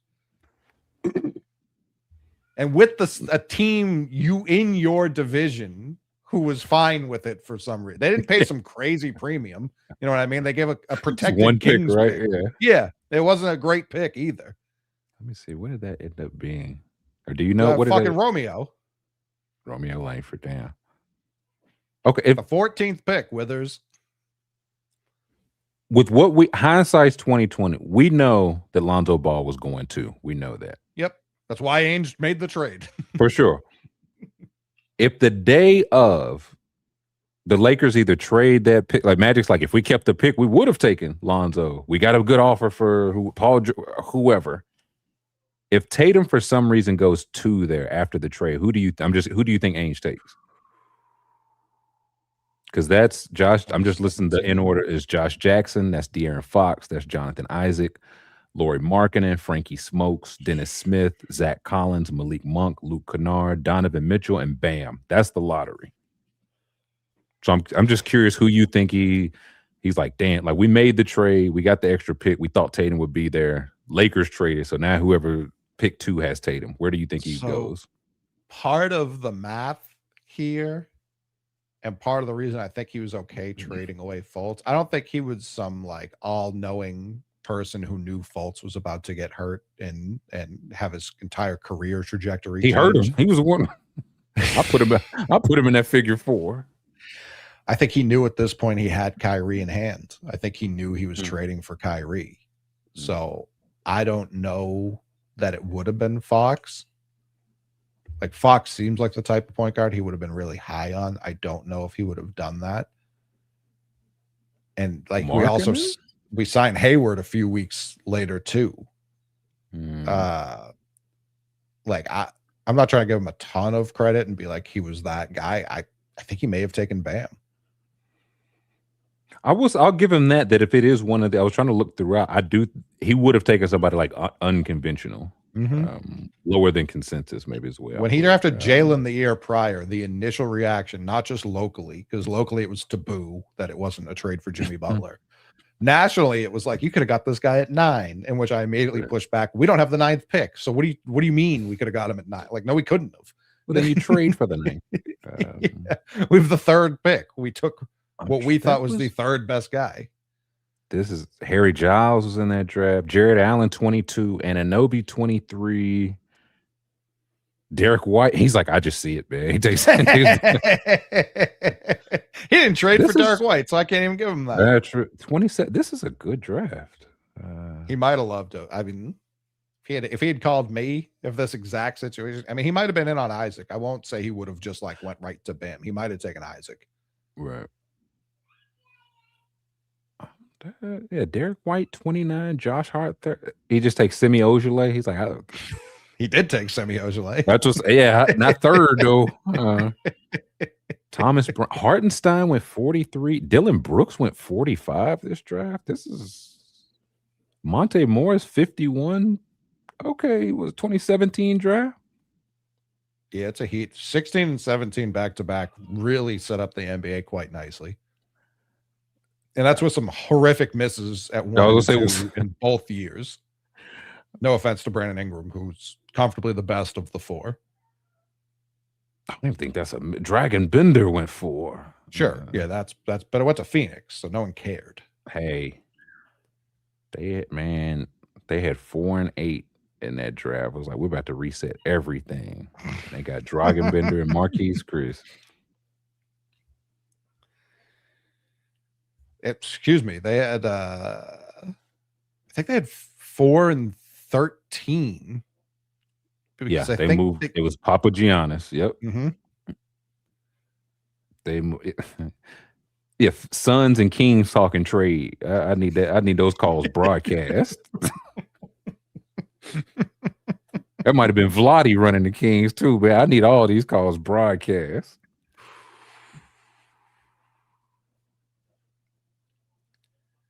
'16's weaker than I remember after, like Jamal Murray. It's a lot of whips. Henry Ellenson. Oh Lord, that's when Stan Van Gundy was running things. DeJounte 29, Siakam 27, Zubac 32. Listen, Brogdon 36. Okay, it starts heating up. Patty McCaw, a champ. Mm-hmm. Georges Niang, a shit talker. Where was Georges Niang this year? I didn't hear his name once. I think he's in Utah. I think we had him, and then we swung him to Utah preseason. He didn't play a single game this year. That'll happen. Not with Georgie. Abdel Nader.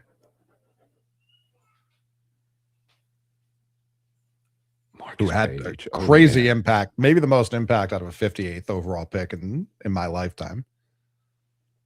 Oh, this was the K Felder and Tyler Ulis draft. I'll say y'all not about to draft a 5'2" point guard and not be my boy. Ain't no way. It just ain't no way. 34th. I can't believe he was only in the league for 3 years. Ulis, yeah. Is he and I still maintain it's the shot. No, he's a assistant coach Arkansas. Okay, that makes sense. He wears the maroon. It hurts my feelings, but you got to do what you got to do. I still maintain it. He could have been 5'2" if he didn't shoot 27% from 3. I think it doesn't last longer than 3 years. You got to pick one. He didn't.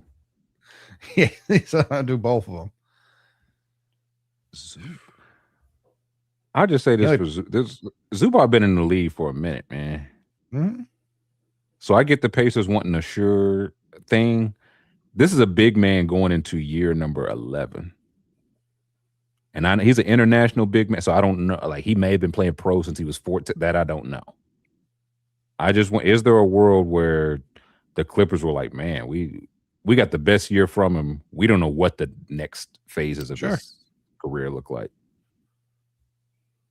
I think the Clippers traded for him at the right time and traded him away at the right time. And he still may have like 7 very solid years in Indiana, but definitely he just turned 29, so there could be plenty of meat left on that bone. But right, you get him to an elite point guard, a Hall of Fame coach. Like, it could be both. Like, you played a lot of ball, but still, the Halliburton, Rick Carlisle machine might be exactly what you need.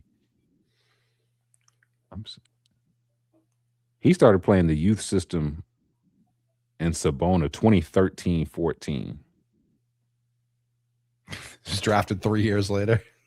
So I'm looking at him for the international guy. When you started playing that, that's when I started. Not that he's only 29. Yeah, but what year of pro ball is he in?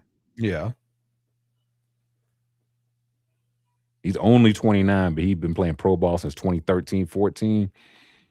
I don't know how well he ages, but if I lost game 7 of the finals last year, maybe I don't care how well he ages. Sure. Maybe I don't care what he looks like at 36. If I think at 32, he can be third team All NBA or whatever.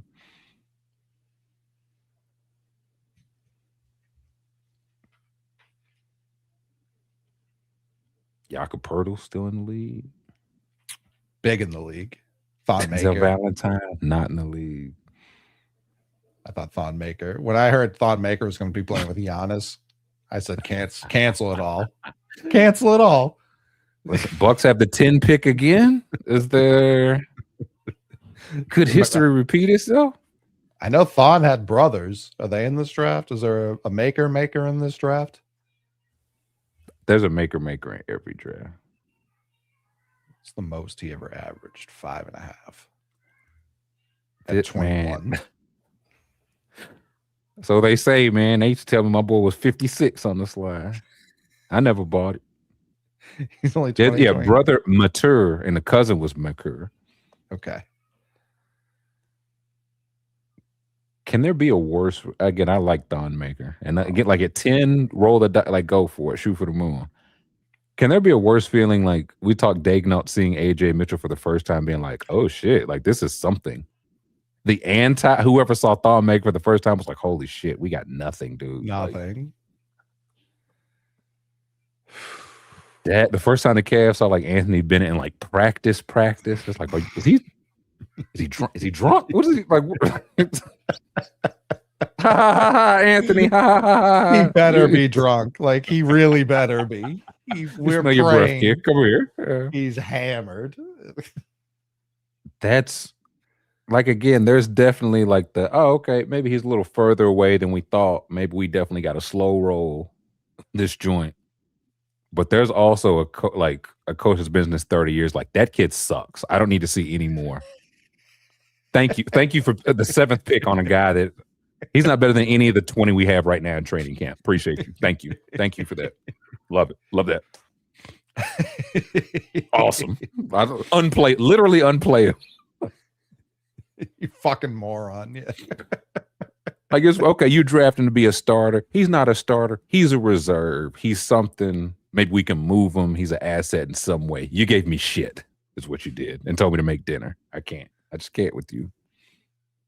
That's going to happen every year to some people on just the hottest of seats. And it's like, I'm going to get fired because of your dumbass. You realize that, right? When the Bulls GM, this is his first year here. If there's a time to get freaky on a pick, it's year 1. So Darius Acuff, get ready to learn Chi-Town. I don't even think that's that crazy. I'm just in my first year, I'd roll the dice, but if they're again the Bulls, Karnisovas, Patrick Williams comes back from camp year 3. It's like let's see what he's got, man. It's been 2 years. Body looks good. We sent him some routines. He look exactly the same. AK, we're fucked, dude. What are we gonna do? Oh my god! Extend him. Buy low. That'll teach him. He has to look us in our eye, and it's probably much funnier for football. Like, just get the 42nd pick in the door, and it's like he can't even play special teams for us, man. I don't think he's better than our practice squad guys. That was devastating. We took his name's not Deion Dawkins, but it's close to that. We took a corner out of Florida with like the 38th pick one year, and it was like, all right, fuck yeah. I don't think he ever played a single snap. not a one. That's one, because his first day he's lining up the same side of the ball as a receiver. It's like, this is not gonna work. Where did you find this guy, man? Well, that's Bill yelling at Bill too. Like, there's don't even yell at there. What were you thinking? I don't know. We got the wrong tape. It's, Like when you scroll like the football reference, like, man, that guy was a 22nd pick. Never played a snap. Like not one. You could have took anybody. Again, football, you could have got the best center ever with pick 199. And with pick 46, you got a cornerback that can't make the roster for a team that went 3-14 the previous year. it's the toughest sledding. I think that's where I'd be really bad as an owner. That's where Steinbrenner time, yeah. get struck. Hey, missed the first pitch he ever thrown. You know baseball? I'm supposed to trust you?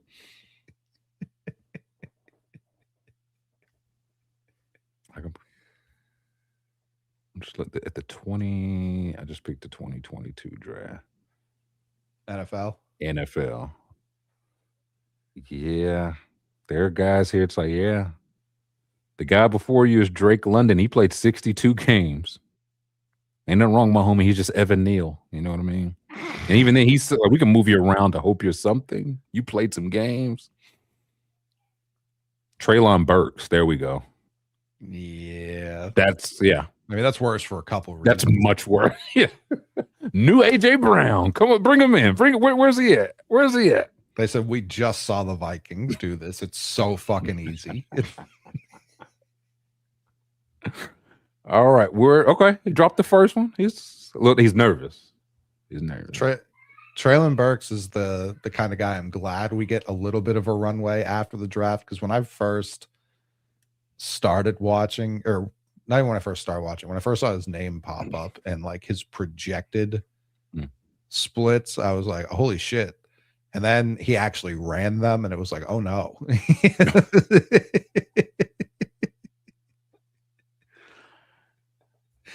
Tennessee said it's fine. It's all fine. We got the guy that whipped AJ Brown into shape. We could probably get this. He's focused. This cracking. Yeah, he's locked in. He's got nothing else going on. He's a family man. He's a multiple family man. I was gonna say he loves families so much he's starting a second, maybe a third as we speak. I'm just like the 16th. I'm just clicking 2021, the 16th pick. Zaven Collins. Fine. Right. Has played 17 games every year since he's been in the league. The pick after that was Alex Leatherwood. Mm-hmm. Who started 7. This is probably the telltale. He started 17 games his rookie year and has not started it since. You start all 17 your rookie year and have not. He played 4 after that. The next year with the Bears, hadn't played since. No. And it's like, yeah. Zaven Collins, he's fine. He got to year 5. Alex Leatherwood did not get to year 2. Kadarius Toney was 20th. I mean, even Jamin Davis. Jamin. Yep. Like I thought that would work too, and it just didn't. No. That hindsight, it's like really big, strong. What draft was that? This was also respectfully. Yeah, Jamin's best year was COVID year when nobody else played. Like everybody opted out. So I was like, I still love him though. For sure. But yeah, I mean, this is everything after pick 14, like Mac Jones, Zaven Collins, Alex Leatherwood, Jalen Phillips, Jamin Davis, Kadarius Toney, Kwity Paye, Caleb Farley. Like that's just real tough for all these teams, except for Miami. Yeah, I was gonna say Miami crushed it, and he's been traded twice since then. So you can hit or played on 2 different teams, not traded twice, but the Bateman. When going into draft, everybody's like, y'all know Rashad Bateman's 6'8", right?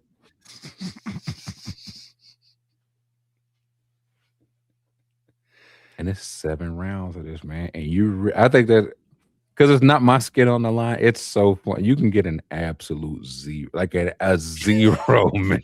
Like, look, here we go. End of the second round. The last pick of the second round was Kyle Trask. Mm-hmm. Okay. Kyle Trask, who has played 4 games and thrown 11 passes since then. The pick before him was Creed Humphrey, who I think is the best center in the league. I don't think I'm telling tales out of school. How the Or Raiders considered- feel. Nah, he the most expensive, but 4 He's Pro up there Bowls, for 2 sure. All Pros. So you might get Kyle Trask, who throws 11 passes in 4 years. 2 picks after that, Kellen Mond, who what Mike Zimmer was just like, no. Hated it. No. Any thoughts of giving Kellen Mond a shot? No. Why not? They said I see him in practice every day. Stinks.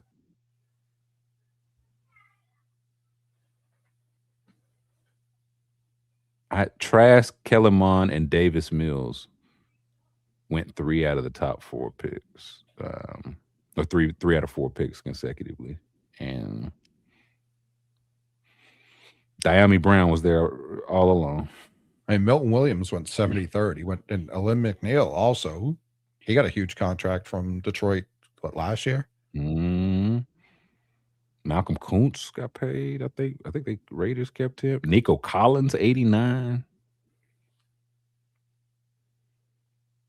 Quinn Miners, who I think is like maybe he's the best center in the league for the Broncos. Yeah, that's Amon St. Amon St. Brown 4th. And you might get literally nothing, man. That is the funniest thing in the world to me. Until your team gets the nothing. Yeah. Yeah. It's tough. I mean, listen, you started all the way down there. Zach Wilson went 2nd, and then Trey Lance went 3rd. Yeah.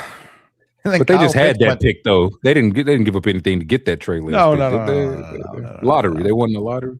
Then Kyle Pitts went over Jamar Chase. Like that, that was picks 2 through 4. JC Horn went 1 pick ahead of PS2. Yeah, that's something I don't remember happen. Like obviously it happened, but that should have been a lot crazier in real time. Maybe it's the Bama heads I know. It's like, yeah, if you're going corner, it has to be PS2. And I think they've been proven correct.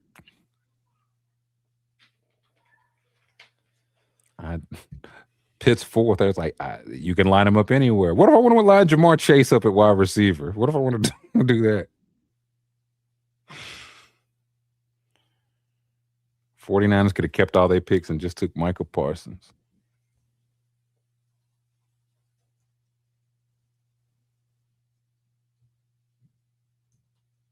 You might get Rashawn Slater. You might get Alex Leatherwood.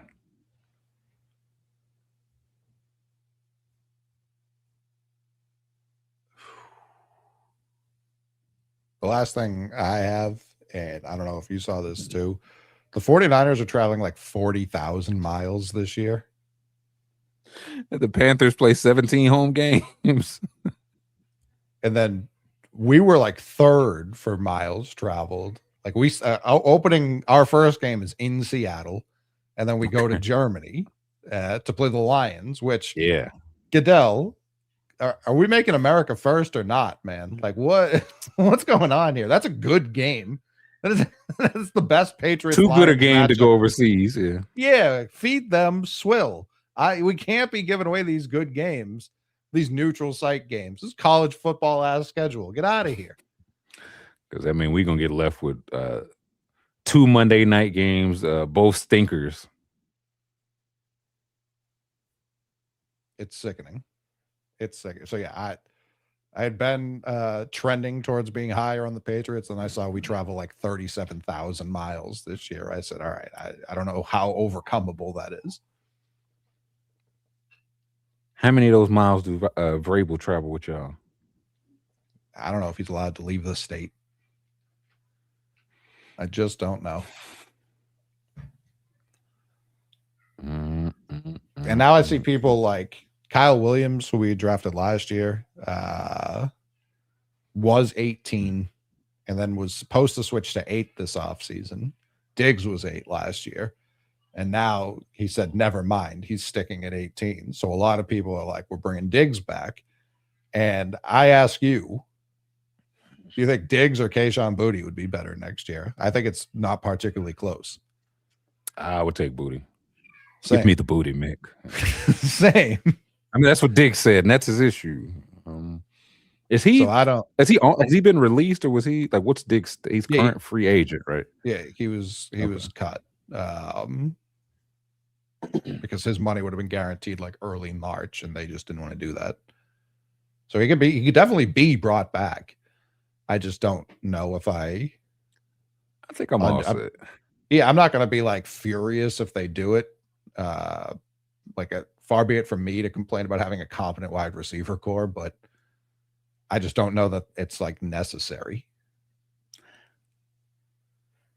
I think it's one, like if we had put him on ice or whatever to see how the case turned out, that's one thing. But if we've already cut him, yeah, I think I'm just all set. And he had a better year than I think many expected. He'll probably go somewhere else next year and have 1,000-yard year. Yeah, it was well liked in the locker room. Yeah, Drake obviously like throwing to him. Went ghost in the playoffs, as did a lot of the offense. I don't know how much that was him versus Drake being injured, but I don't know. I'm fine with whatever happens there. Diggs and AJ Brown would have been like an unbelievable duo 7 years ago. I was gonna say that Madden 2021, man, turn me up. Turn me up. Now, who's to say? But if it happens, fine. I just don't know that it needs to happen. Yeah, I think I'd just be. It's like, yeah, I think there could be something more there with Kayshon. I think there could be more there with Kyle. Right. Yeah, I think I would just be good to, find that out. Roll with you've also still got Pop and Mac Hollins, and you brought in Romeo Doubs. So it's like, oh, I forgot that. Yeah. You already have to get rid of somebody like now, right. As is. So if you bring back Diggs, you gotta get rid of two people. Let's see. Played all 17, 85 catches, right over 1,000 yards, 12 yards a catch, 4 touchdowns. Yeah, not bad, but I think I'd just be like, we're all set here. That's what Dobbs is for. Yeah, we're all set. Dobbs is there to give you 800, and AJ's there to demand the ball, and you give it to him. He's there to demand the ball. We've seen how the getting it to him part has gone thus far. That shouldn't be as large of an issue here. Stephon, is that just Miami Dolphins, Stephon Diggs? I'm trying to think of who definitely needs receivers and would be like, yeah, you. Denver Bronco. Waddle and Sutton and Diggs. That ain't bad. Who was that? I thought they Chicago the Bear. Sean Payton random receiver that Sean Payton loved. Bears isn't some replace DJ Moore. Replace Moore, yeah. I mean, I don't know if Stephon Diggs is like, whatever contract I take, that's what type of time I'm on. I don't know if you're trying to be wide receiver 1. I don't know if you're trying to get $20 million a year or whatever, but back to Buffalo, I'd be worried. The triple spite. That's what I mean. Like just so much spite. Cleveland Brown. They quietly have too many receivers. Yeah, but how many of those would you? The only two I definitely keep are like the rookies. Tillman. Not a definite for me, but I'd keep him over Diggs. Yeah, I would. Well, he just hadn't. He just like didn't play last year. I guess I would have. Yeah, he caught 21 passes. I know he had some concussion stuff. If that's clear, like if he's good to go there, then yeah, Tillman clearly. I'm thinking Judy or Diggs, and it's like, sure. Notice I didn't bring him up. Yeah, and he was good last year. Panther. Colt. Panther's interesting. Colt, I could see. Pierce, Downs, Diggs. Yeah, I feel like we're forgetting someone there too, but yeah. Westbrook not. Akine. I was skipping over. Yeah, maybe not. Titan? That's when I know it's over. Sure, no doubt. But I was saying what Tate wanted. I mean, yeah, him instead of Ridley. oh, I forgot Ridley. They did too. It's Tate Robinson. They've got the younger Io Manor and DK. I wouldn't go. True. Titan. True. True. Steeler? DK, Pittman, Diggs. Who'd you say? 49er. It's like you can have Brandon Ayuk's locker, Right. the sane Yeah, man that's locker. why I thought of it. Because they took Stribling, which confused a lot of people. But obviously they like him. They better. You'd hope. Yeah, that could be a 1-2 where he showed up and they're like, huh. Carolina's interesting. Everywhere else out. Ram would make a lot of sense. Yeah. He's like, whenever those guys are hurt or doing bad stuff on stream. Institutionalized. Yeah. Yeah. I'll back to the Vikings. Wow. They look at Jordan Addison and say, "We just can't rely on you. Get Stephon Diggs." I think that's why they signed Juwan. Mm-mm. There's a few plays. Tampa Bay. Yeah, I thought Tampa too. I guess as you look at 32, everybody could use at least one receiver, Mhm. like one receiver. Oh, he'll find employment, and someone could go down and once camp opens. See a Buffalo, a Baltimore Raven. I could definitely see it. Yeah, could absolutely. He's already worn that jersey in my mind. That's how well that fits. I got the fantasy receivers, so it's got their top 3 and then reserves, and their top 3 are Zay Flowers, Bateman, who already has an injury plus beside him, and Tez Walker. If I'm Stephon Diggs, I'm like, if I'm Stephon Diggs, I'm like, I'm better than all those guys, but I'm at least better than 2 of those guys. And the other guy's on my level. He's not better than me. Yeah. This is who got the better matchup this week. Yeah, I think Raven makes a ton of sense. Raider. Yeah. Mendoza's biggest test. He passed his biggest test. He didn't go to the White House and do that fucking LSU dance. No, but you hear Trump called him out anyway. No. Trump was like, yeah, Mendoza, he wasn't here. He couldn't make it. But trust me, I've talked to him. He loves what we're doing. Loves what we're doing. Mendoza was like, damn. I was trying to play it even. So I was like, I'll call him right now. I talk to him every night. That's tough scene. I don't think the Miami Cubans were upset about that, though. No, again, very unsurprising, but just for the answer he gave, like, hey, I'm a rookie, missing practice. It's like, okay, you're trying to hold it center of the road. And Trump said, get out of here. Give me that wheel.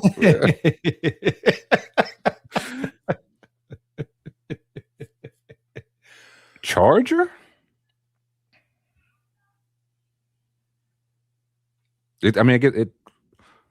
You could look at it as stepping on Trey Harris or some Trey Harris insurance, but Ladd, QJ, Steph Diggs. Yeah. Is there someone else there? Let's see, the other receiver, Trey Harris, Keandre Lambert Smith, Darius Davis, DeLayvon Campbell, Luke Grimm, Jaquay Jackson. Was it Luke Grimm you're thinking of? Yeah, I was thinking of Grimm. LG. No, I think they were just tied to was that Browns tight end that was available. Oh, I thought Njoku, did he sign? Maybe he went somewhere else. Yeah, that's official. He signed with Chargers.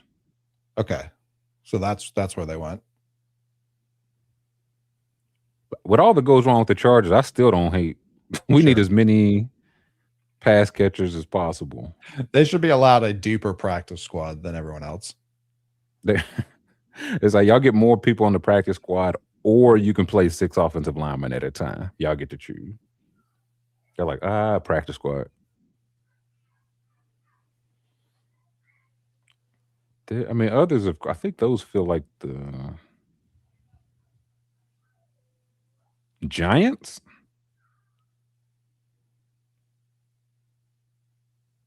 Why not?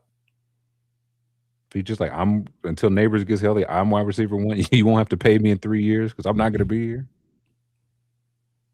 I think that's how Stephon Diggs thinks.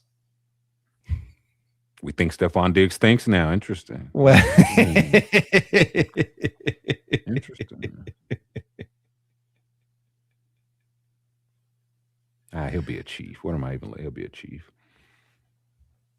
He's not that bad. Could it? They could coach him down and get him.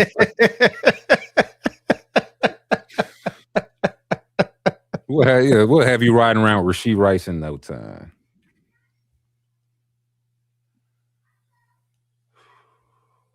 Yeah, we're listening to some Patriots podcast. They're like, it's still not June 1st, but every player who spoke today at the facility was glowing about AJ Brown. I said, this has to be illegal at some point. Yeah, when Kevin Byard, who just signed, is like, man, shoot, me and him were on the phone last night talking about where to live and how to talk about where our lockers are going to be. Yeah.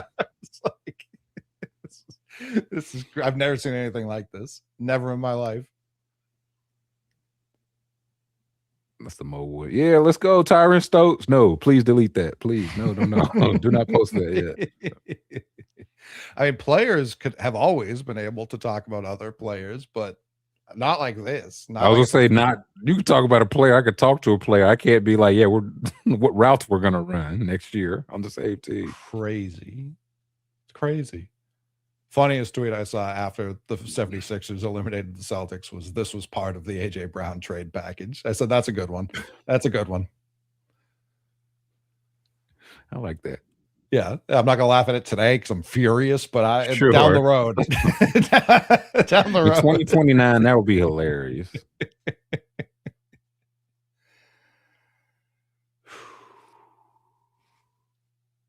But it's fucking T-ball time, pal. Oh, let's go! Big night, wet field. Can't wait. You got to play through the elements. Mm-hmm. Are you hurt or are you injured? Are you locked in? No, you're 4. Okay. By any means necessary, get the dub. Mm-hmm. So another 3-for-3 night coming up, and I will be sending all the tape to UCLA, Oklahoma, and Nebraska. All the big dogs. They will be locked in. They probably got rankings already. They'll be there. You ain't even got to. Class of 2048, yeah, we're there. But until then, next thing up, we will be streaming. Day one tapers. Tap in. If the Iceman is here, we will be as well. Mm-hmm. Last question. By the time we stream again next week, we have a chance for 2 Game 7s that will be Sunday. Do we get a Game 7? Detroit, Cleveland, Minnesota, Spurs, both Game 7s will be Sunday. Do we get either one? I think we get both. Ooh, turn that up, Mick. I like to hear it. Mm-hmm. I think I'm only interested in one of them, but I think we get both. I'd be interested in both, but decidedly more interested in one. For sure. I need to see Tobias Harris do it. Mm-hmm. Do you think there's 1, 2, or none? I say 1. I think we get a Detroit, Cleveland. I do not think Wemby's just fed up. I think he's had a fucking enough, man. I think Pop told him, like, cut the shit, dude. Like, I think the shit will be cut. I think we get 1 Game 1. He just holds up a picture of Jason Tatum. He's like, you want this? You want this to happen to you? End the fucking series. No, let's hold up a picture of Wemby's family over Mount Kilimanjaro. You want this to happen to you? No, man. Just reaches up. He's like, I've saved them. Yeah, I can. Pop's like, fuck.